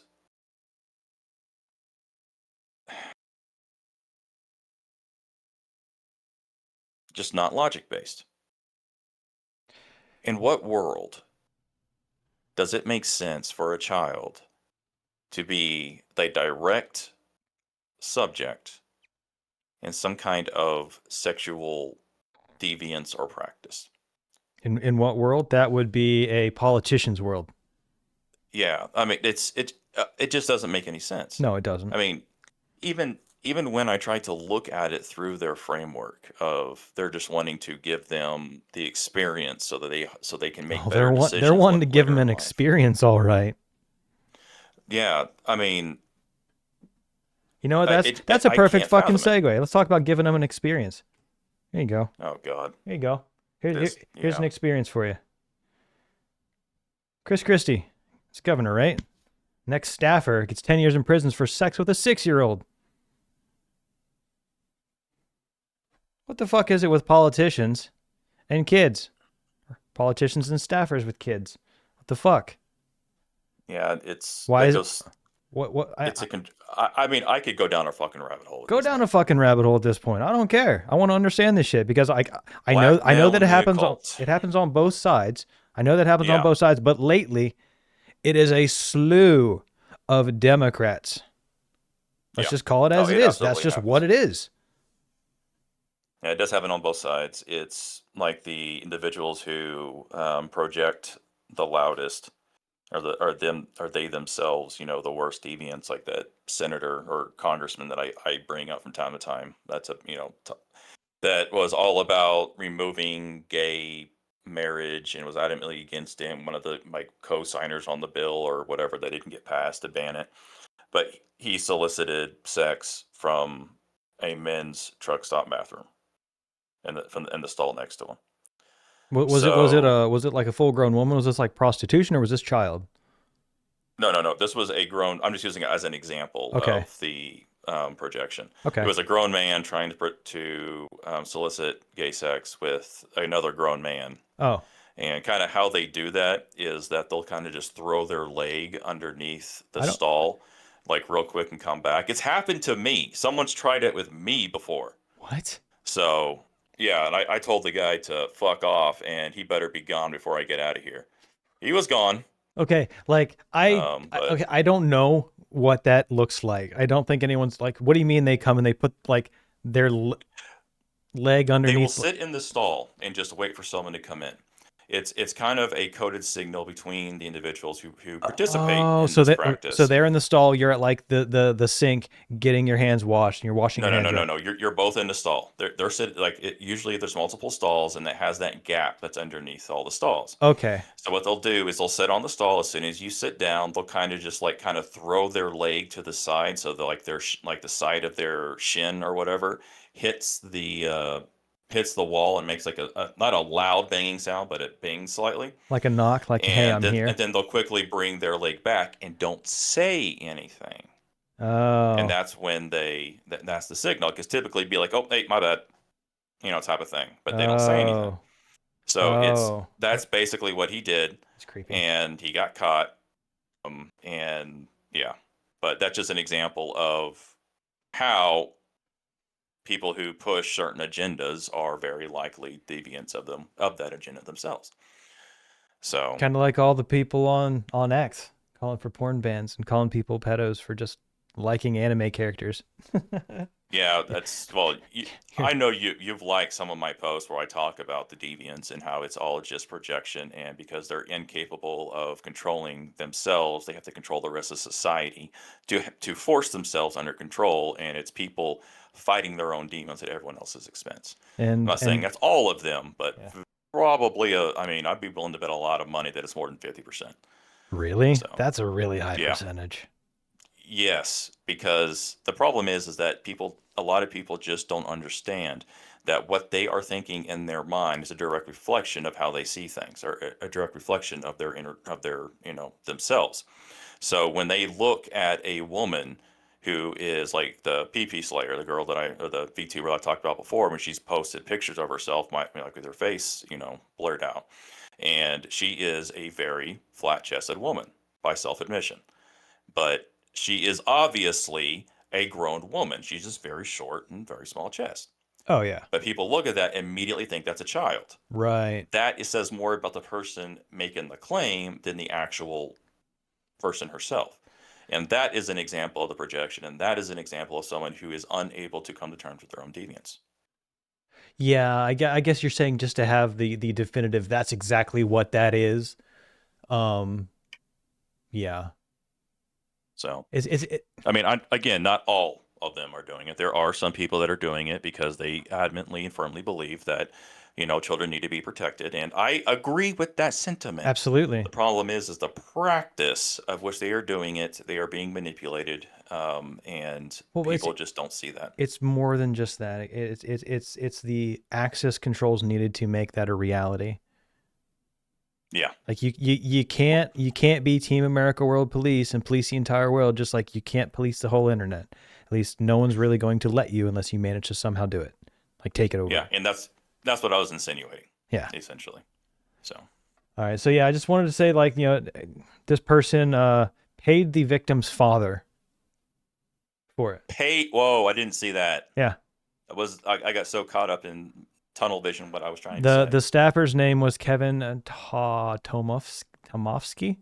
He admitted to paying the victim's father of the 6-year-old child. So he paid the father of a 6-year-old child to rape the child. I'm about to mute my mic and say some things. Not Go really, ahead. But You're 100% within your rights. I don't think people like this should be around. I'm sorry. Like I generally like. Well, there are multiple countries that are begun to institute laws that if you rape someone who is under the age of 16, you are put down permanently. Honestly, whenever it comes to the level, and this is just in the current environment with all of the current like mechanics and the problems, something like that has to be implemented on some level. But like, you can arrange the appointment, but someone still has to do it. That goes into deep down, I want them to experience the worst pain possible, right? But I also it's vengeance. It's a natural human emotion. It's not necessarily a good one, but it is something that we, as conscious, intelligent individuals and beings, can understand that someone is wronged, or when we are wronged, we want to seek vengeance or seek revenge against them. That is a natural emotion. It is definitely one that we have to come to control, or the entire all of society will collapse if everyone acted on those emotions. But it is a very natural, and it should be okay to say, but not say that I want someone to go do this for me, and I could call the violence and everything else. So that's a fine line. You got to be careful, but it's what I don't understand about this, because the father is also under indictment. This story is about the staffer. Which one's the worst crime? Fuck, man. This should be about honestly. I think the father. This should be about the father. Yeah, the father would be worse, because if he allowed it to happen, I mean, it'd be one thing if it was behind his back, but if he was paid, I mean, and the father is whoring out his daughter for this kind of shit. I've known people in my life that have told me that this happened to them. I have not personally. I have heard about it. I've never personally known anyone that has happened to. So I've had 2 women admit to me that that was part of their past. Yeah. Now you got me wondering what percentage, because I almost be willing to, before I do the research, almost be willing to bet, I'll say a small sum of money, that a majority of the hyper left women that are out there that hold some of those really crazy views against men is probably because of situations like this. Yep. And if I come to the determination that that is the case for a majority of those women, they're validated in their thoughts because of the direct consequence of actions, and I don't fault them for acting the way they do, other than the fact that they may know, yes, it sucks, yes, it should not have happened, but they still have to take the responsibility for their own actions and how they move going forward. But I will have empathy for the women that I currently have a very small amount for. Yeah. So. Yeah. I feel like part of my heart is becoming harder in spots that I don't want it to be, but it feels like it kind of is being forced to. Well, that's a self-preservation mechanism, because I could say the exact same thing. My heart has been hardened against certain things. And there are certain events that if they were to occur now, I would act immediately with self-preservation or the preservation of somebody else without hesitation now. But I'm not going to begin to, dive into that. Yeah. But I would say that only in the case of immediate danger, I'm not going to do it just with the, someone says some mean words to me. That's not what I'm talking about. Right. We're actually getting to where it's a real situation. Mm-hmm. Yeah. Well, when you have, it just goes back to the Charlie Kirk assassination, and then all those who cheered on it, and then those who were wanting it to occur more. There's people that are still calling for it. Yeah.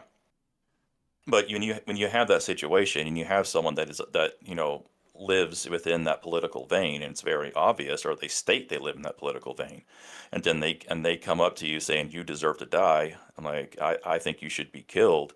It's like, I am going to hurt you. At that moment, are you justified in immediately attacking like the best defense is a good offense, because they have threatened you.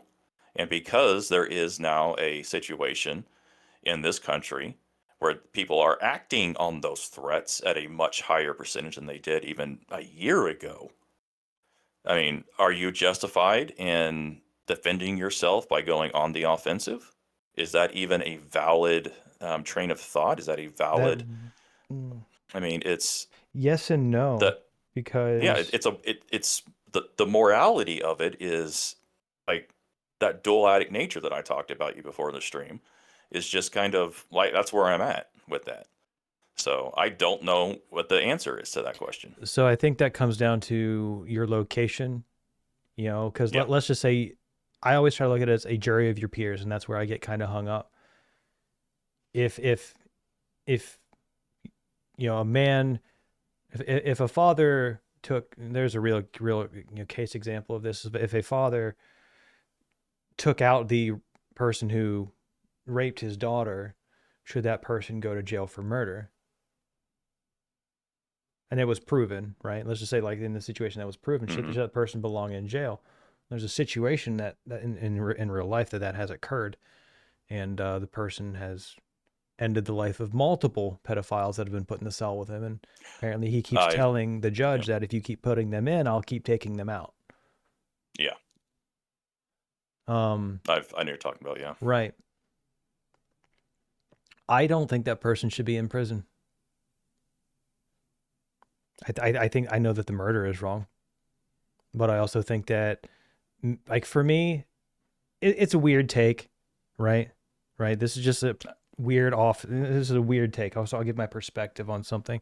I think that the father of the child that was abused should be the one to decide and dish out the punishment. If he decides that person needs to go, then that person needs to go. If he wants to forgive him, then he can forgive him. But I don't think children are protected in the way that they actually need to be protected. And I think the way that's being presented is just another way to fuck us. Yeah. It's funny enough because I told you that I had that lunch, I think last week or a week beforehand with a friend of mine. A friend of mine is my old pastor.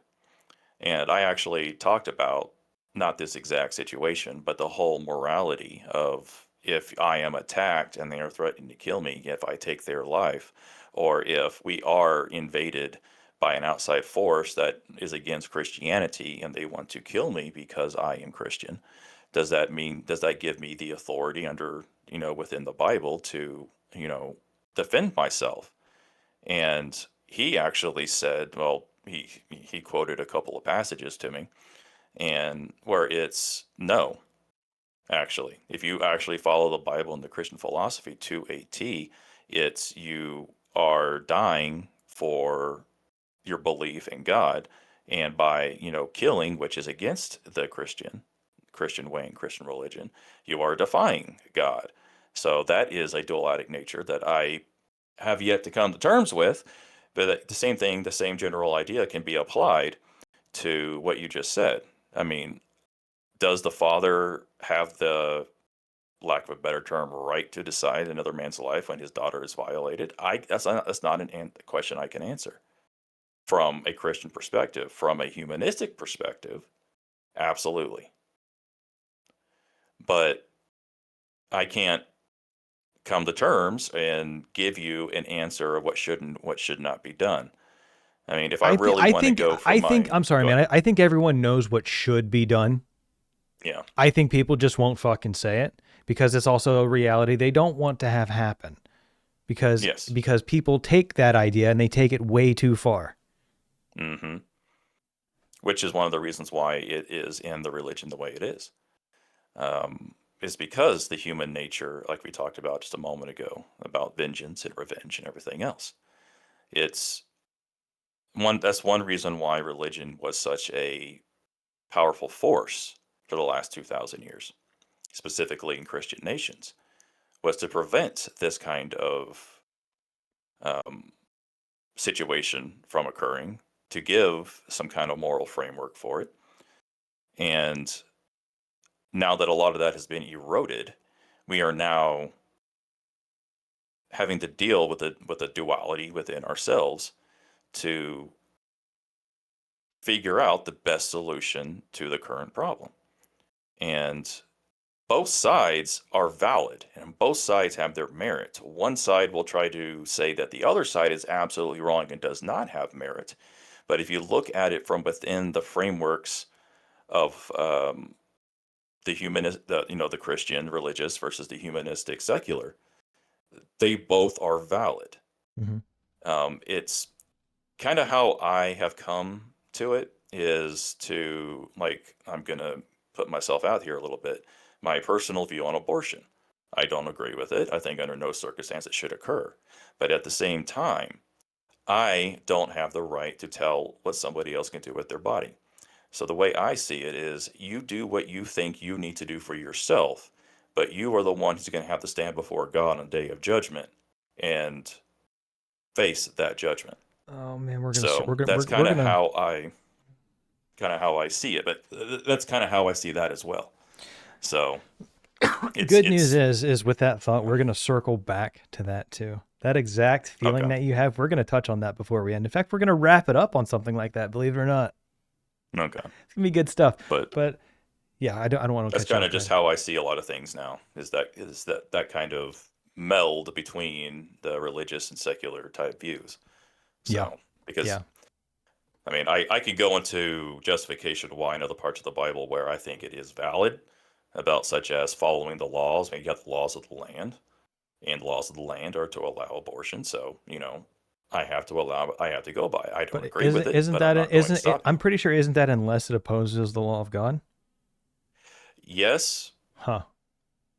But you still have to exist within the frameworks of God, because I mean, if you really want to dive deep into this real quick, is that, I mean, the reason why governments exist from the Christian perspective, from the Bible perspective, the reason why governments exist is because God is allowing it.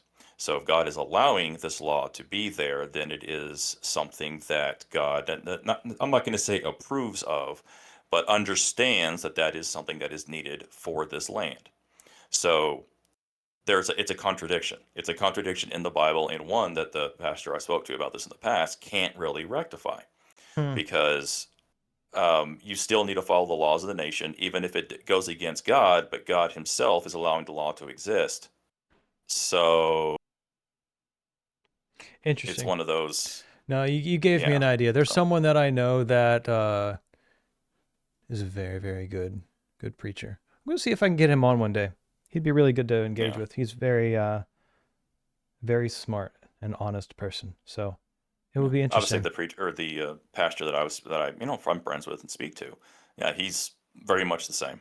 Good. I mean, he was before he went to seminary. He was going for a PhD in mathematics.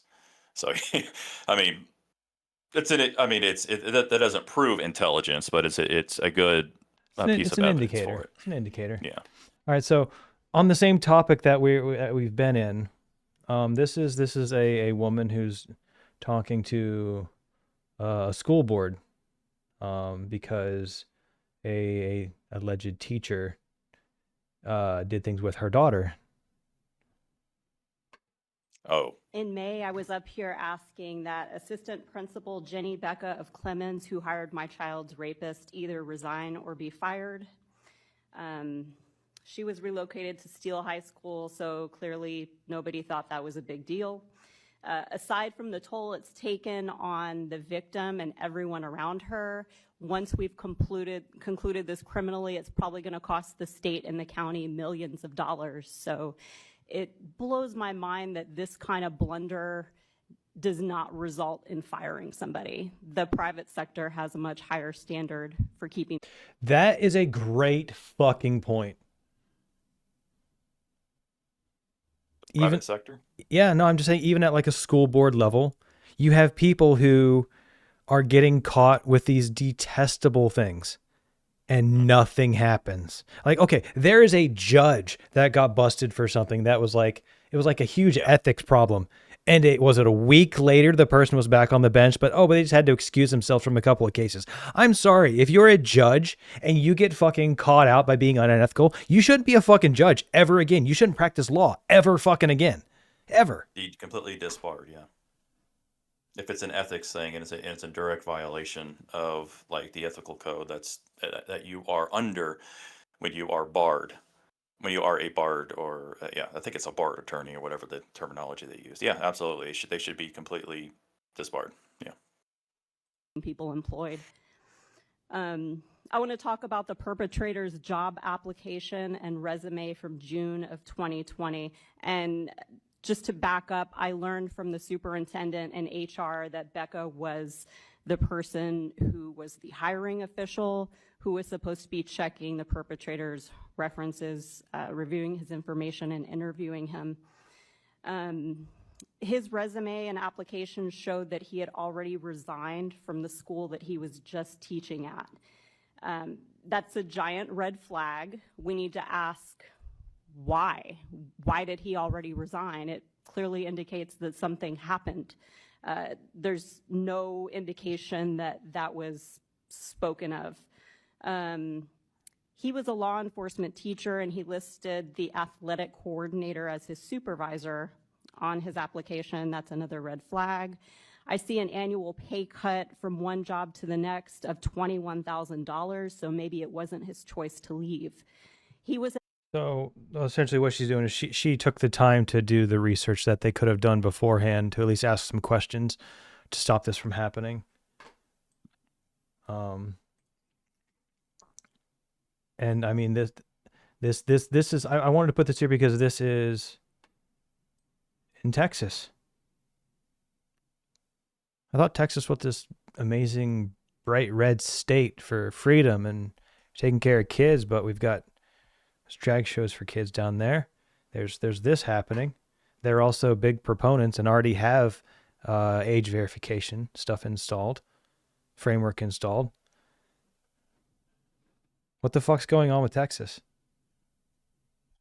We're just trying to take control. Actually, I don't even know. It's, how do I say this? Chat says Texas is on fire. You're damn right. Well, if you really want to start pointing fingers, I think I would blame California, because how many Californians have left Texas to go or left for Texas because of all the insane shit Newsom has done over the last decade. Same thing with Florida. And that's exactly, Yeah. see, this is going to go back to whenever people are like, if you want to move here, that's fine, but don't bring your fucking policies. They brought their fucking policies. Yeah. And this is the kind of stuff that happens. And these people with their same ideology and everything else just don't, either they don't realize the negative consequences it has overall, and they're just, because they're so encased in their own framework, unable to break out or understand, even look out a goddamn window to see if they're, maybe that what I'm believing in is not exactly the most correct course, or they just don't give a shit and are just completely self-serving. Because I mean, I kind of see not every person in California, obviously, but the people who vote to allow people like Gavin Newsom in are just narcissists, and they just very self-serving.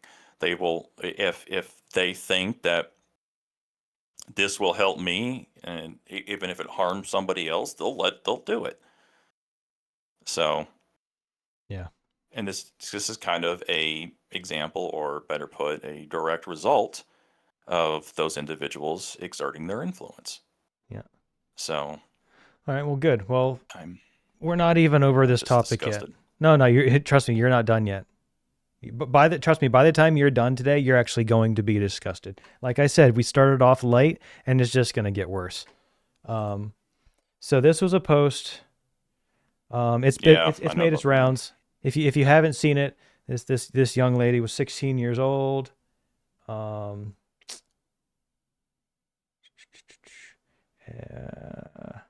Yeah, she was 16, and the assaulter, the rapist, was 18, and a migrant, and a migrant, but nothing was done because the rape didn't last long enough. I know that this has made its, a couple of people have already talked about this, but it didn't last long enough, Brewer. What the fuck does that mean? Is that like just the tip? Let's not go there. Oh, let's not be a derogatory. Yeah, I'm being very inappropriate just because of the situation. Yeah, okay. The context I get. This is something that I have thought about more than I would like to, and the fact that people are so entrenched within their ideologies to come up with the excuse for that and just to keep these people out. It's malevolent. There is no, it's evil. It's malevolent. They have an agenda to allow, to try to, basically, they have given the green light to allow more of these to occur. The criminals are becoming emboldened. When you have emboldened criminals, you have disorder. When you have disorder, you had the ability for big daddy government to come in and insert more control because of the excuse. It's the wanna same save playbook you. that we've been talking about. Yeah. Yeah, but if you They just get create it, the problem if you to- just get a and give digital the solution. ID, like this person would be identified, right? Wouldn't have Yeah, been an issue. They could have tracked him if you'd have just gone the digital ID route, because that was initially what they tried to sell it as, which is bullshit. Yeah. So they're just constantly creating more situations in order to push their agenda at the expense of everybody else. And But there's I'm sorry, this isn't the only thing. Like there was the Ireland case. Was it a 12-year-old Yeah. girl or 13-year-old girl in Ireland that got raped? yeah, and that is actually becoming the rallying cry for the Irish. And Yep. when the Irish have a rallying cry, watch out. So, because that cult, oh God, dude, what's going to happen over this next month in Ireland? If history rhymes the way that people like to say it does, there's going to be a lot of problems. That's I'm true. not even begin to say what, but they are nightly going after these migrants. So if anything else, they are at least locking them in their protective hotels. But there's it's examples. going to escalate. There was multiple examples of just this week of a illegal immigrant who was Muslim in this situation. In fact, all of these times it was a Muslim, and they were trying to rape or have explicit relations with very underage girls. And each time they're just like, oh, I didn't know. And then there was one time that the guy's wife came out and defended him, saying that, well, it's okay for their religion. It's okay for them. And I can even show you a video of this little girl being like pulled into this very old man's chest and to get nice and cozy, if you know what I mean. Get familiar. Yeah. Oh, yeah. I'm very familiar with it, and it's. I'm done. I don't want to go down that road. Fair enough. I'm just completely disgusted. We'll hit the next tab. So, as a result of all of these things, this is an example. This isn't. This. Tell me what you see in this altercation.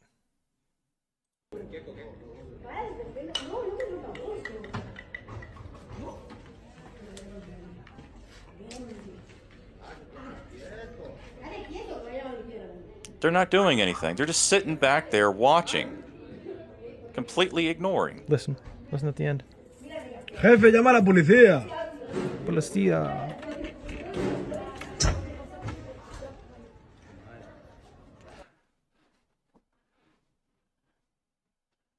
You sick yet?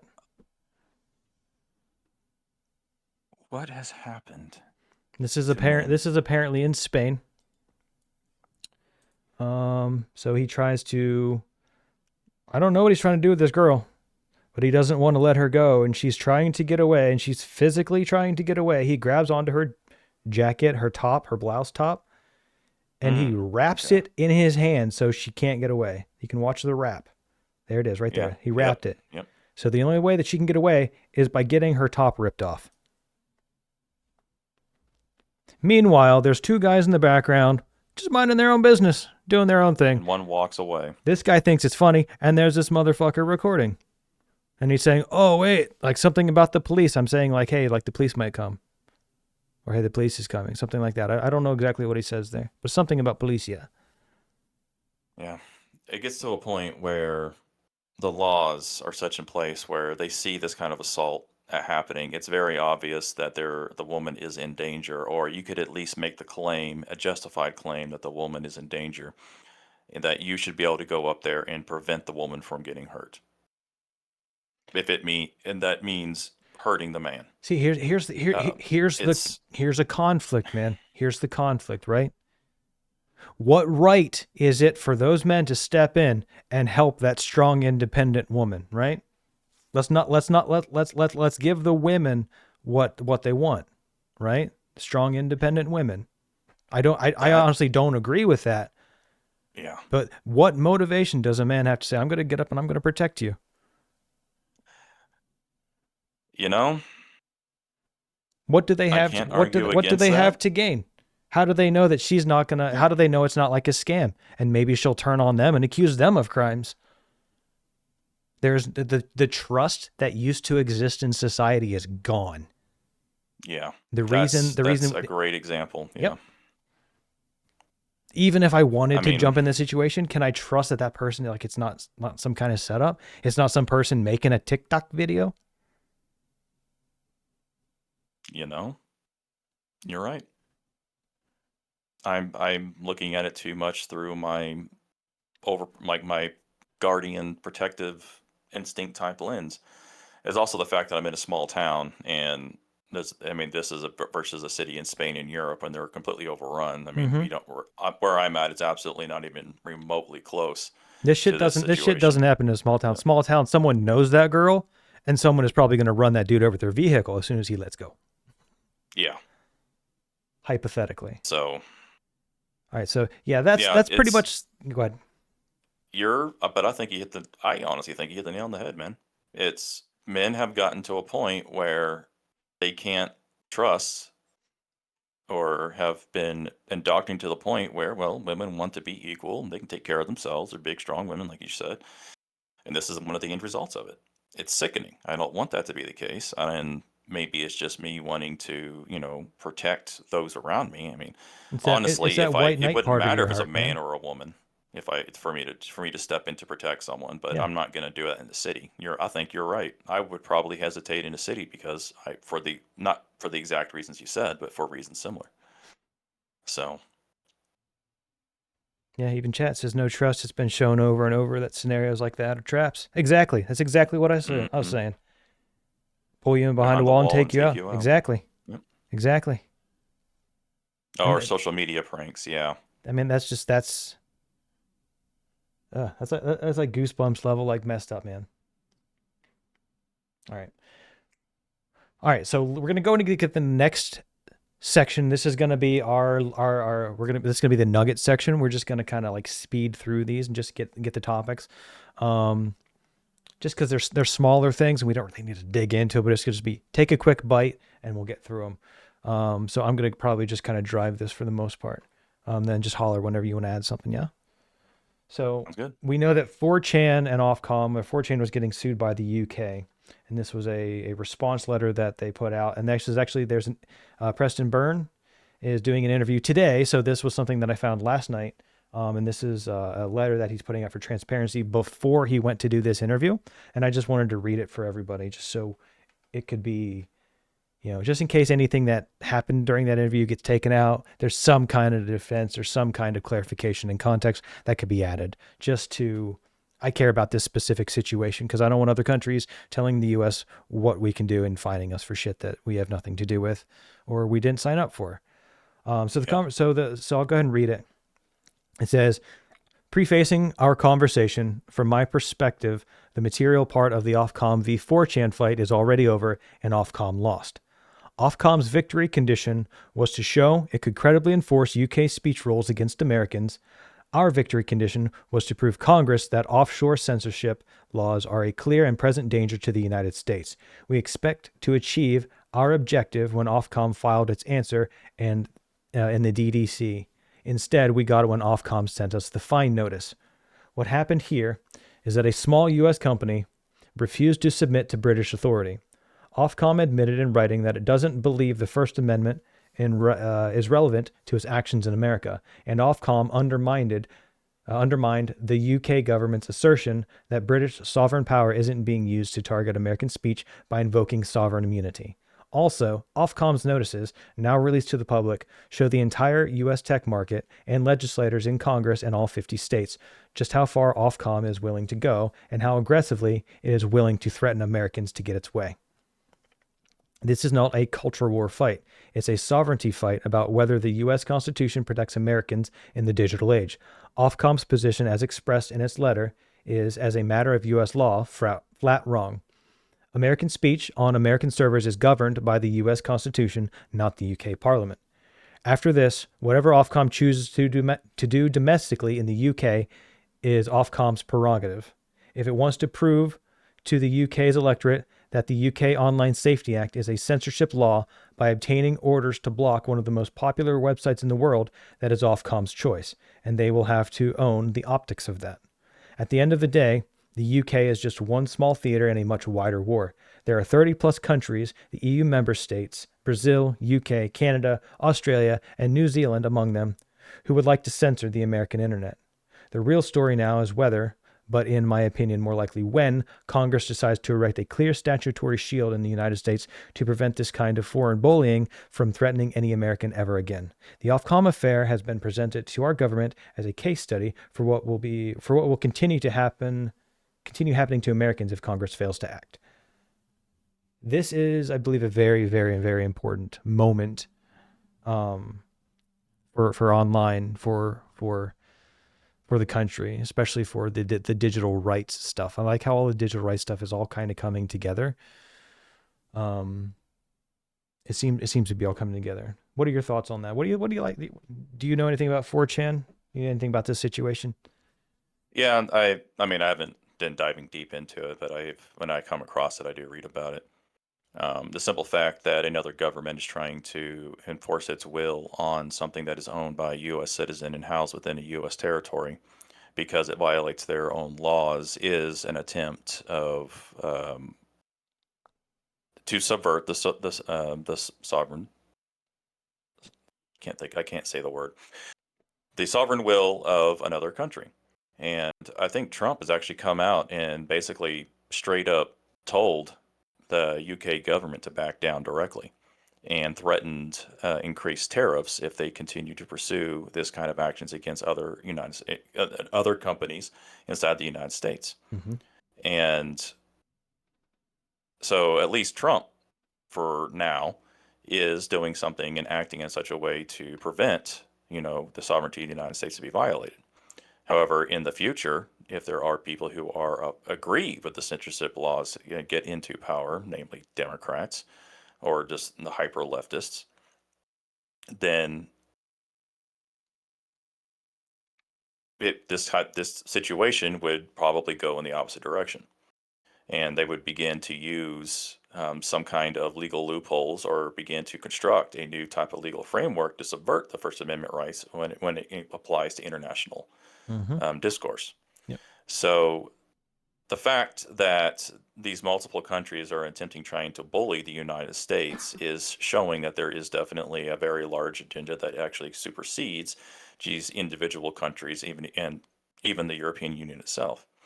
So, do you know what Five Eyes is? Yeah. What did I used to do?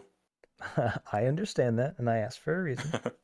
Okay. Five Eyes is basically the intelligence classification for the United States, Australia, Canada, Great Britain, and New Zealand. It was a intelligence... Based on what's on the screen, what countries are there? Holy shit. Yeah, I didn't think because it's all EU member states, Brazil. I did not even notice the UK, Canada, Australia, and New Zealand for the Five Eyes. Yeah. So yeah. Weird thing to notice. Yeah, so there's that one. All right, the next one. Got me thinking on that. Yeah. And that's what we're here for. Stimulate some thought, talk about crazy stuff, and just have fun. Although we're going to start going down probably the darker route starting this video. But I don't really want to play it. This guy died of a fentanyl overdose. This guy talking, who is this person? Kevin Dahlgren. Okay. He's essentially recording this, and it's just a minute. The guy's dead. The guy's locked in a fentanyl overdose, and he's been locked there for 2 hours. And he said it took like 2 hours for the police to show up.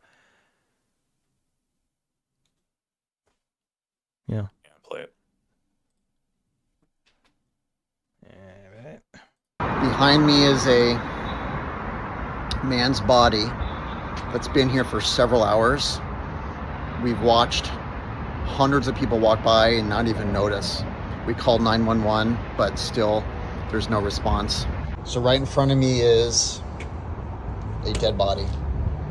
Clutching in his left hand is foil. We'll just, nugget round. You can take that what you want. Mm-hmm. All right. I know that everyone threw a fuss about Mondani, the communist of New York, eating with rice with his hands. My problem is like there's like plasticware in every other single dish here, but he's eating that with a. This is staged, dude. Yeah. I'm sorry. No. That's crazy. I mean, I could see it if there's nothing available. I've done that. So like I could acknowledge that, but it looks wrong. And based on all the other stuff that I've seen with him try to put out, you're not selling me on it. But then our good old Mehdi Hassan, the most noble, honest person on the internet. No one will convince me otherwise. He might actually be my personal hero at this point. But all right, Clancy. He clearly is trying to compare eating pizza, which is if you eat pizza with a fork and a knife, I'm going to make fun of you. You eat pizza by picking it up and you eat it with your hands. Unless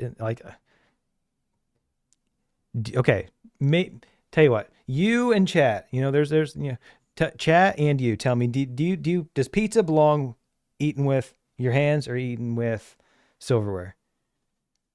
Depends on the kind of pizza and depends on like toppings and what all is in there, because you have multiple different kinds of pizza that are like deep dish and that will fall apart. So I am one of those people who, depending on the type of pizza, will use a fork. Don't use a knife, but use a fork to eat the pizza. But if it's like a slice like Trump has in his hand there, yeah, absolutely use your hands. Are we talking like the deep dish like Chicago? Maybe it's not Chicago, but like the time, it might be Chicago, where the sauce is on the top and then everything else is underneath. Or are we talking like a loaded pepperoni, sausage, bacon, where stuff is literally falling off when you pick up the slice? If both circumstances, if it's going to get messy.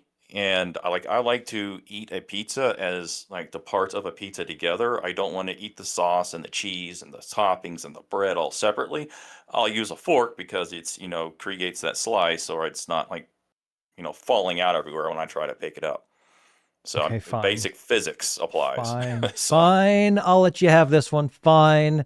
You can occasionally use a fork, but clearly Trump is eating what looks to be a pepperoni and cheese slice. Mm-hmm. I don't think that there's any. And why is he calling Jack Posobiec a racist for someone eating rice with their fingers versus a normal person eating pizza with their fucking hands? I'm sorry, but you know what?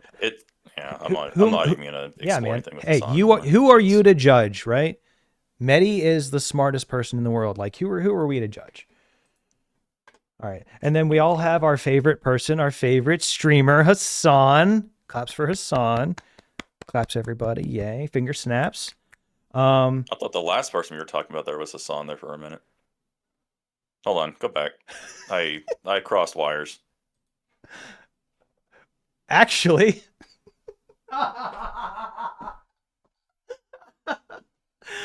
Yeah, I crossed wires there. The dude's name is Mehdi Hassan, and then we go into the next one with Hassan.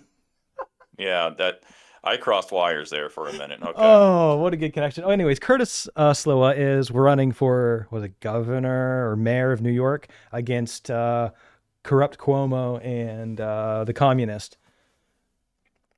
But Hassan decided to put out a post to say something to him, and Hassan said, Curtis Sliwa, we must send minors to prison. Well, clarification is needed. Out of context. Yeah, out of context, as usual, right? Because Hassan does. Hassan would never lie. Okay. So. I beg to differ, but.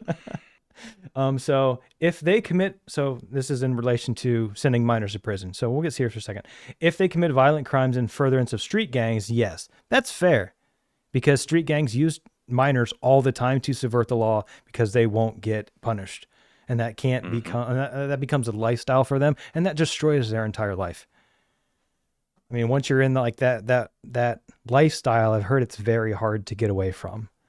But he decided to add the second line, and people who abuse animals too, by the way. Unfortunately, that would be New York and not California, but it's really funny. Mm-hmm. And I don't know if you know, let's see, who was it? Who's the poofy haired dude that came out and changed his stance? Was it Ludwig? Yeah. Yeah, he came out and he's like, oh, that's 100% a shot caller, dude. And then I think it was like yesterday night or maybe this morning, he's done like a complete 180. And it's like, nah, that shit's vibrate, dude.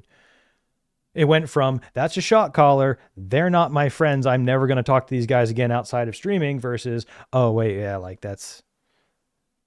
Yeah, he was threatened. He was straight up threatened. Well, I'm not making any money off of it. So threaten me, guys. I feel left out. Like I'm not getting any threats. So like, come on, step the shit up. Yeah. I need content to post on X. Kidding. Anyways, all right. The next one that we have, this one's actually a good thing. This one is an $8.5 billion rare earth deal with Australia.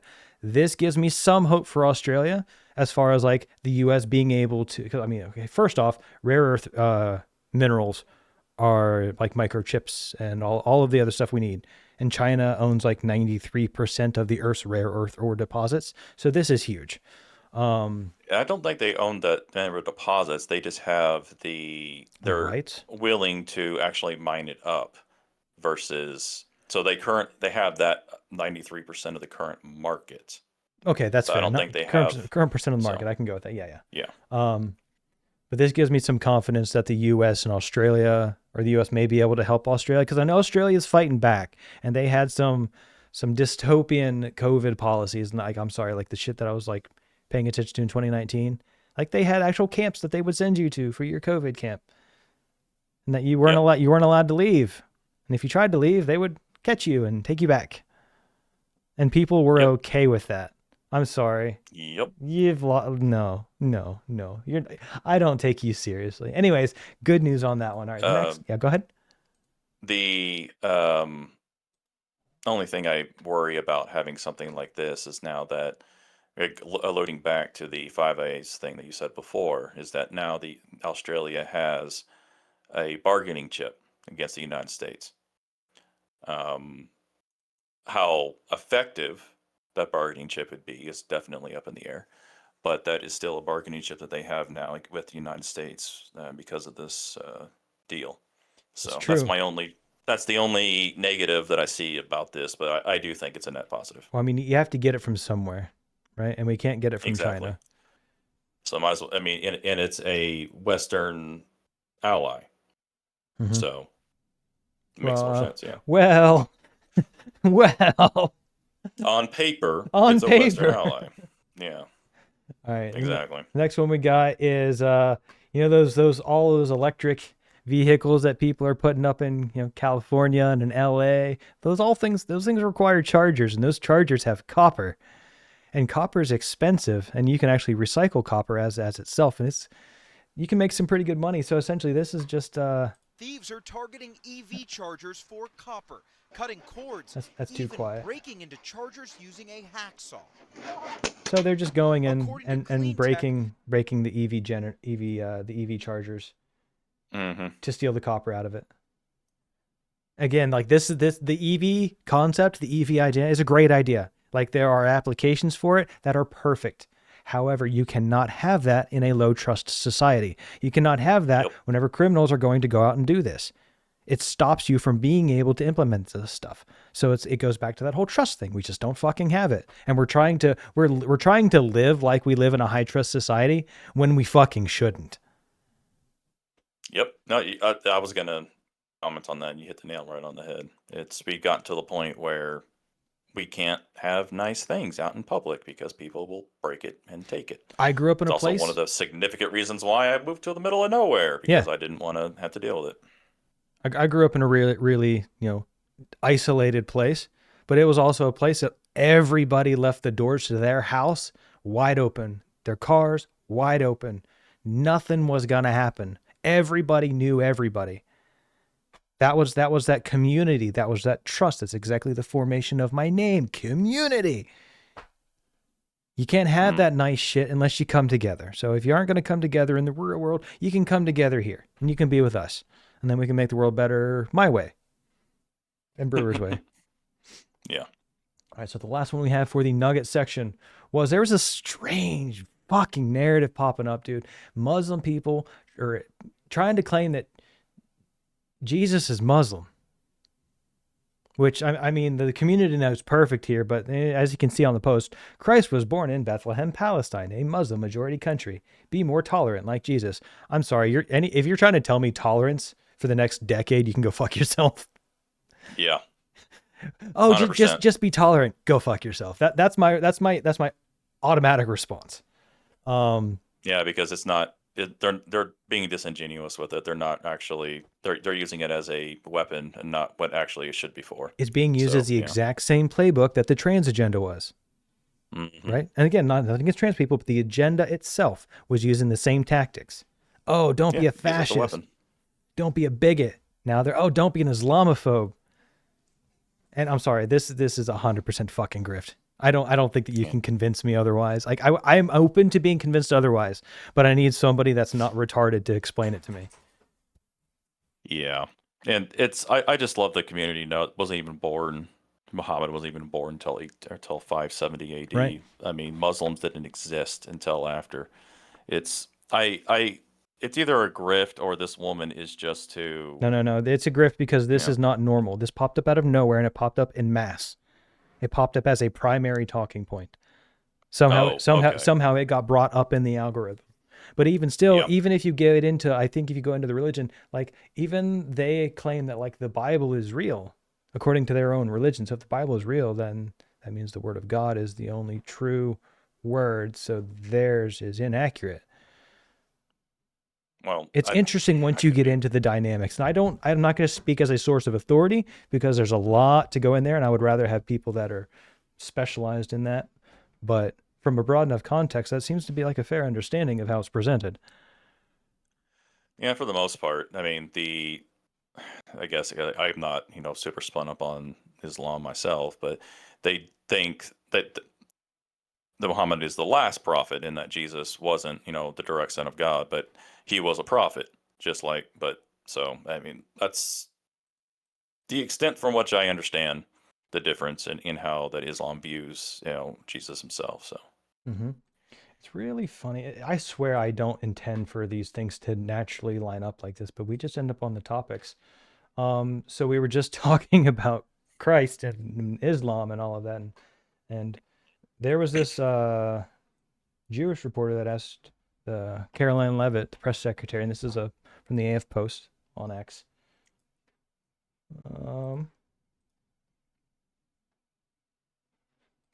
I need to actually put it up. It kind of got me thinking. He's likely going to go down as the greatest builder of this era, and you've been in on a lot of those meetings with him. Has, to your knowledge, has the subject of rebuilding the Holy Temple in Jerusalem come up? It has not, no. Holy Temple of Jerusalem. So, like, what? I didn't know that Amish people were at the White House. Oh, okay. That you just kind of showed your lack of knowledge about Orthodox Jews, but I'm joking. Anywho, I'm joking. I know. Well, I didn't know, but yeah. To be fair, it's a pretty close argument, right? Yeah. No, you're. I agree with that. But it's just interesting the timing of all of it. All of the shit going on in the world. You read Matthew, you read Revelations, and rebuilding of the temple.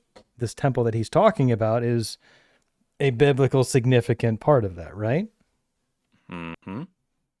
So it just seemed really interesting. And this section, as we're getting into, is more Israel based. And we're going to circle back on some uncomfortable stuff. Well, but, yeah. Hold on, real quick. A comment on this. The fact that this was done this way, and I mean, I could speak to how nothing is ever coincidental. And I mean, trying to think about the right way to say this is why I'm like speaking slowly in broken words here. The The fact that this was brought up in this way is I would suspect you're going to begin hearing a lot more about this. Mm-hmm. Israel's going to start coming out. Say what? It's introducing the topic. The next one? No. What he's saying is introducing the idea for this to happen. Sorry. For what you were saying, yeah. Yeah. It's introducing the topic. It's going to start to travel down that path, and you are going to begin hearing more about it. So let's see what happens. Yeah. All right, and then I don't need to say this is essentially just John Fetterman calling his unconditional support for Israel, basically saying he'll vote for whoever supports Israel. The first question I would have is let's look into your AIPAC money, right? Regardless of how I feel between the whole entire thing, like you can't acknowledge. Or I think we have to acknowledge that there's easily money influencing politics. I'm pretty sure we've proven that at this point. Well, this could also be him appealing to the Republican base in order to, make sure that he's able to stay in office, because he's already separated himself from the Democrats with at least the government shutdown, because he's one of the 2 Democrats who are constantly voting yes. So I would not be surprised if he's basically using all of this as an excuse to begin to grift his way toward the right and eventually declare himself a Republican instead of a Democrat. I don't think so. Because doesn't he have like a crazy woke wife? Possibly. I don't know. I'm just saying that is a possibility. I'm not saying he's going to. That's just a path that is opening up to him, and he kind of appears to be walking it. But I'm not going to say definitively. What about this is just posturing for a presidential run because what they have doesn't work? That's possibly. We'll have to see. It's too early for me to, give a definitive stance on that one. But I just thought is a definite possibility. Yes. I just thought it was interesting. But the reason that was there is just because it lines up the Israel topic. So Steven Crowder posted a video of Candace. We're going to watch the whole thing, unfortunately. And we're going to talk about it.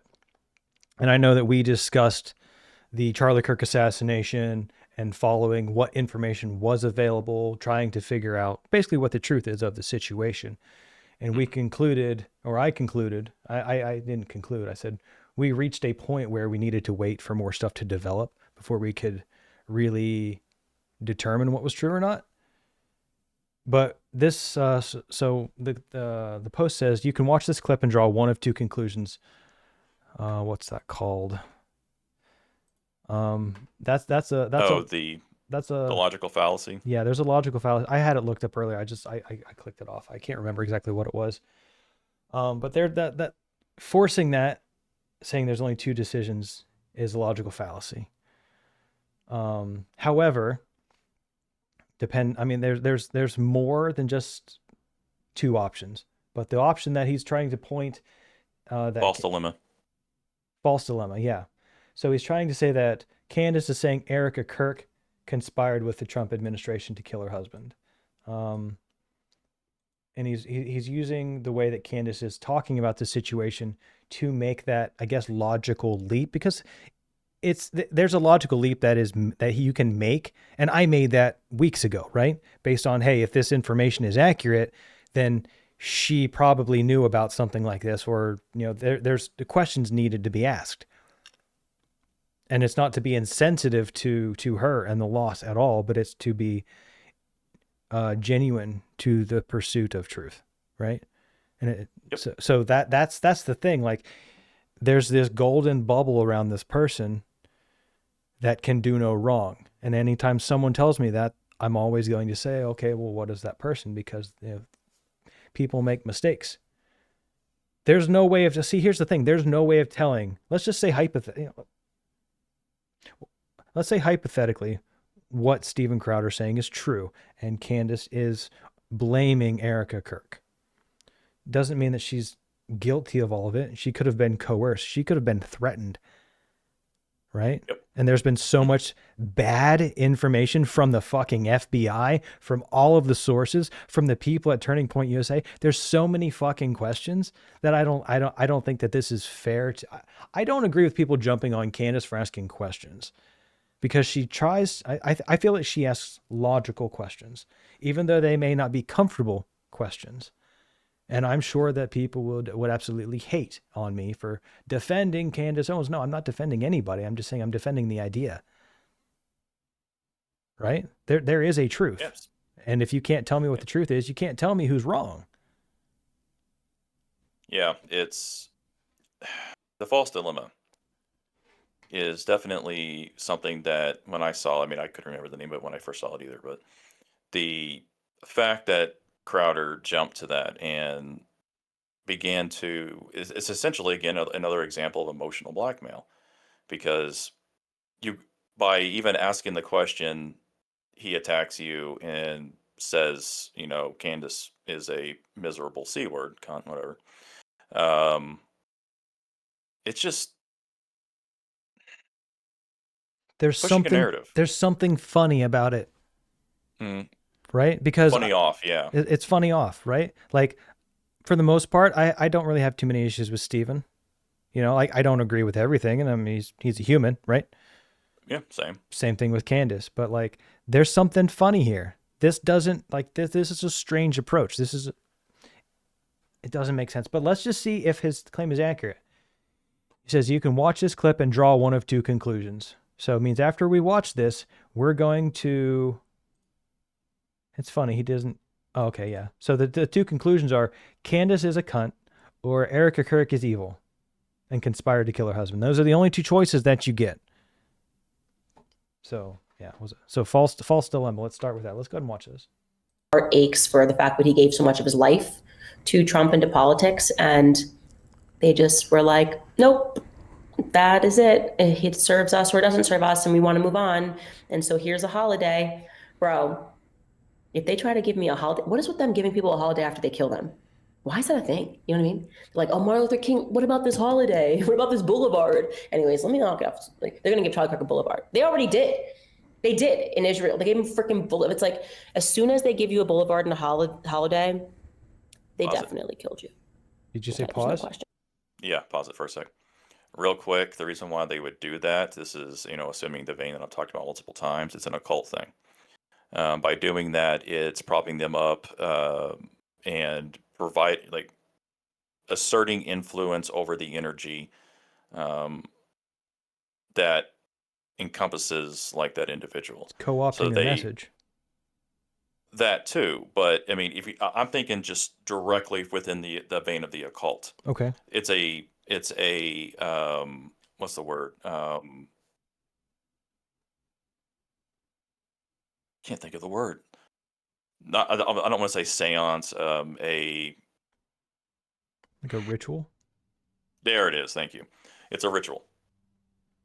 So, I mean, I'm not saying this is the reason why it's doing it, but from an occult perspective, it is they are performing a ritual of the sacrifice, and then they prop up the sacrifice and the symbol of the sacrifice. It's a ritual. That's disturbing. So, but I can see exactly what you're connecting there. So, just side note there, something to think about and keep in the back of your mind. they killed you. There's no way. That's like their signature thing. It's like that's what they do. It's the Fed signature. It's how they sign off after they murder you. They're like holiday in a boulevard. And it's never on a nice side of town either. Like Charlie Kirk Boulevard is not going to be a nice side of town. Anyways, I will be back on the 27th, you guys. That's also part of the ritual. Thank you guys for all the support throughout these couple of weeks, these last really kind of 6 weeks since Charlie died. And we will see you guys then. Well, let me first to the implications. Why? And she'll say, that's not what I tried. So he plays that video of Candace and he's making that the claim. I'm sorry, but don't feel like I was given the choice just based on what was presented. If that was the only piece of information presented to me, I don't understand being given these two choices. If I include all of the information that I have, then I would end up siding with it's a possibility of this being real. Yeah, they're trying to frame it in such a way and manipulate people who are reading this to immediately disbelieve it before they even watch it. Because you got to think about the order at which people will consume this. Is they'll read that and then watch the video. They'll get the framing So of it, and then they'll watch the video yeah, saying that they're only allowed to draw one of two conclusions. But the video and what she says, she's saying that the government or the federal people potentially killed Charlie. I don't understand why that is far-fetched at all. Sorry. Yeah, let me see if I can explain my thought on this, right? So if Charlie was not going to support Israel, the message anymore, and he was influencing so many young voters, people who were going to develop opinions and adult lives about the world, that would be a very dangerous thing to take, or that would be a very dangerous person to have in the world in the amount of influence they have. Now, if they could take that person away and put someone else in who is supportive, even just a little bit, even if it's neutral supportive, it's better, because then that way they could still maintain that level of control and obscurity. I do not feel that that is far-fetched, especially when you're talking an intelligence community, an intelligence asset, or not really that, intelligence assets, and just come on. It's a valid question. It's a valid perspective. And the simple fact that you're not even allowed to question or even entertain the possibility of that perspective actually gives more credence to it actually being true. Yep. So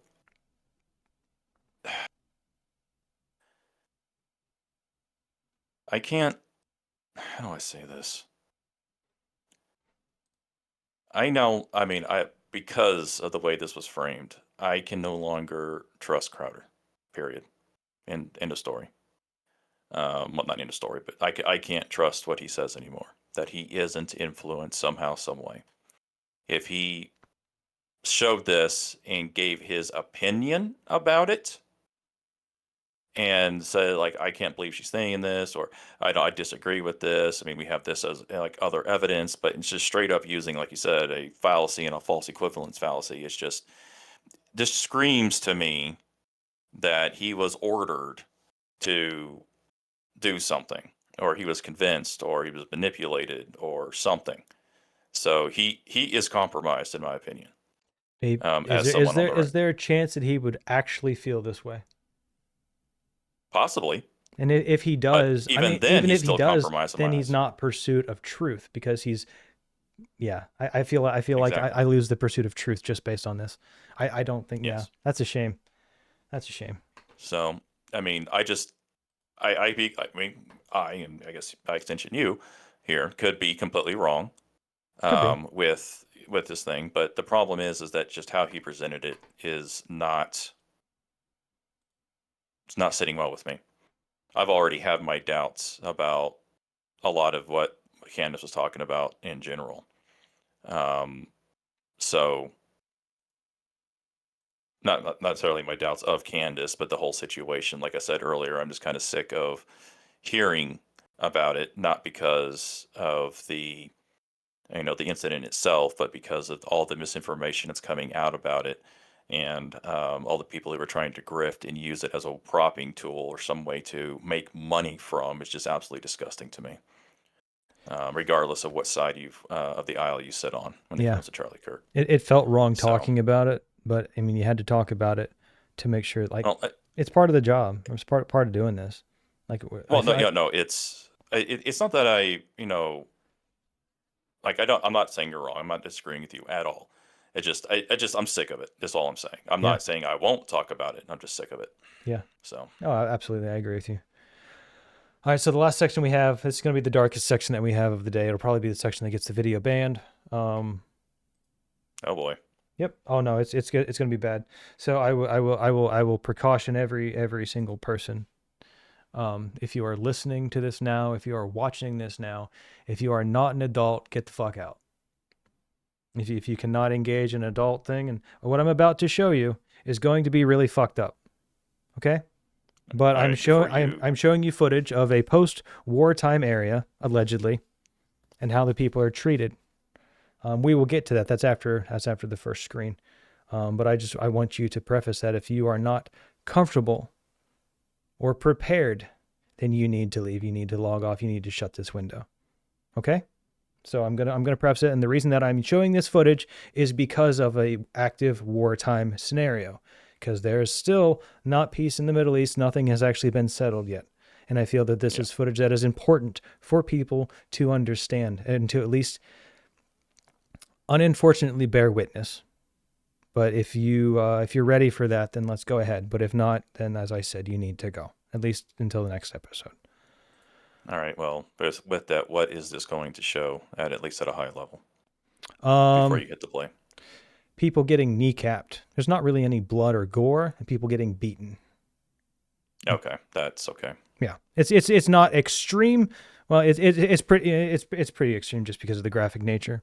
But I think that we need to accept reality of what actually occurs, so we can look at what Islam and what Muslims actually present to the world, because that's important. I agree. So do it. So with what you said in the preface, I think it's okay to go. Okay. Well, it's still probably going to get the video hooked up, but it is what it is. Now, if it does, then that's why I put it at the end.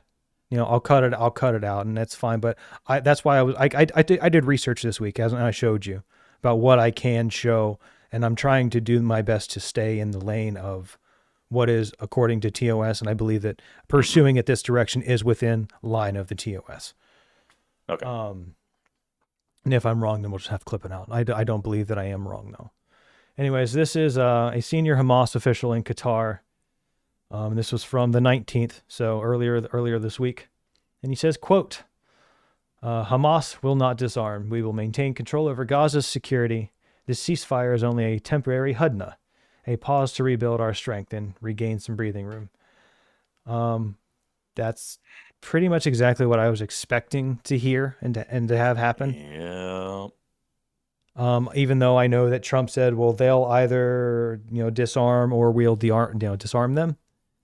We already gave up all of our military bases and all of that other stuff out there, so that's kind of a shit show right now. Not that we couldn't get it back, but essentially I'm just using this as, you even saw that after there was that peace deal put in place, your Free Palestine warriors all over the U.S. were continuing to destroy things. Right? Yep. So even though they got exactly what they wanted, they were still going to pursue their agenda. They were going to pursue their religion, their faith. It's not just a game for them. It is their agenda. It is their life. It's their religion. Their religion is to take over things. It's invasive. They don't create, they destroy. Invade, consume, and then destroy. Move on. Yeah. So I wanted to start with that quote. This is a video of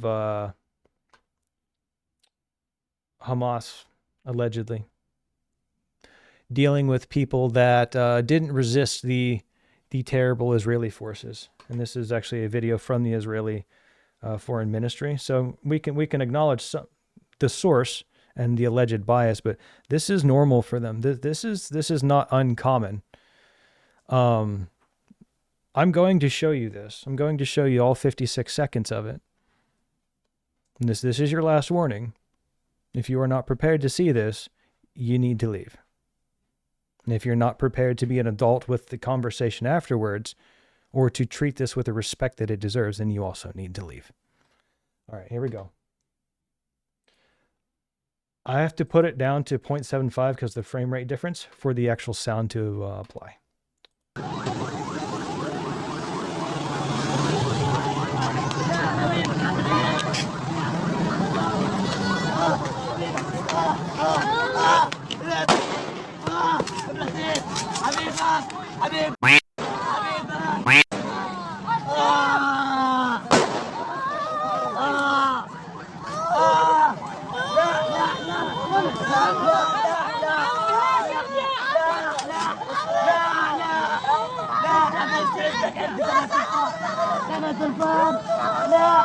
Shoots him in the knee. Shoots him again. Shoots him again. This is a child. This is a boy.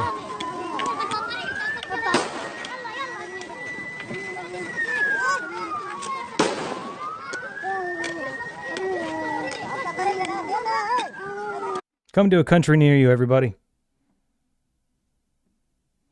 Welcome to the real world. Is this what you want in your country? Is this what this is what your Sharia law will bring? This is what you do if you give into the Free Palestine agenda. Now, I'm certainly not going to say all of these people are like this, but this is what Hamas is. This is what will happen if people don't wake the fuck up. Yep. I'm sorry, like I do not think that you can mix Christianity and Islam anymore. I used to think maybe there was a way. I'm still open for maybe there being a way, but I'm sorry. Can you explain to me what moderate Islam is? No, I can't. Interesting. All right. So with that, we're gonna get into the last topic. We're gonna end where we started. Okay? We're gonna loop it all the way back around to Colorado, right? Except we're gonna go Colorado and New Jersey. So good news, everybody. There are 2 new abortion facilities in Colorado and New Jersey, and they will kill your baby up to 34 weeks old. Isn't that fantastic? You can finally get rid of that little fucker. Something that looks like this. 34 weeks old. Yeah. Right now, I am in a pretty desperate situation. My boyfriend is kind of out of the picture now, so I don't really have any support. An abortion at any stage is actually much safer than delivering a term pregnancy. It's a 4 to 5 day procedure. We do some basic lab work on you and start to dilate your cervix. After that, we do what we call the fetal injection. A needle is inserted through the abdomen and into the fetal heart where lidocaine is injected. They inject lidocaine into the 34-week-old baby's heart. And then they chop it up and suck it out. Maybe an insensitive way to say it, but I'm not feeling very sensitive right now. Yeah. Well, what I said earlier about my individual beliefs on it should not happen, but woman's right to bodily autonomy, but the baby has a right to bodily autonomy as well. That baby's living outside the mother right now, 34 weeks old. Yep. But this is okay in Colorado and New Jersey. I have to correct you on that. Okay, correct me.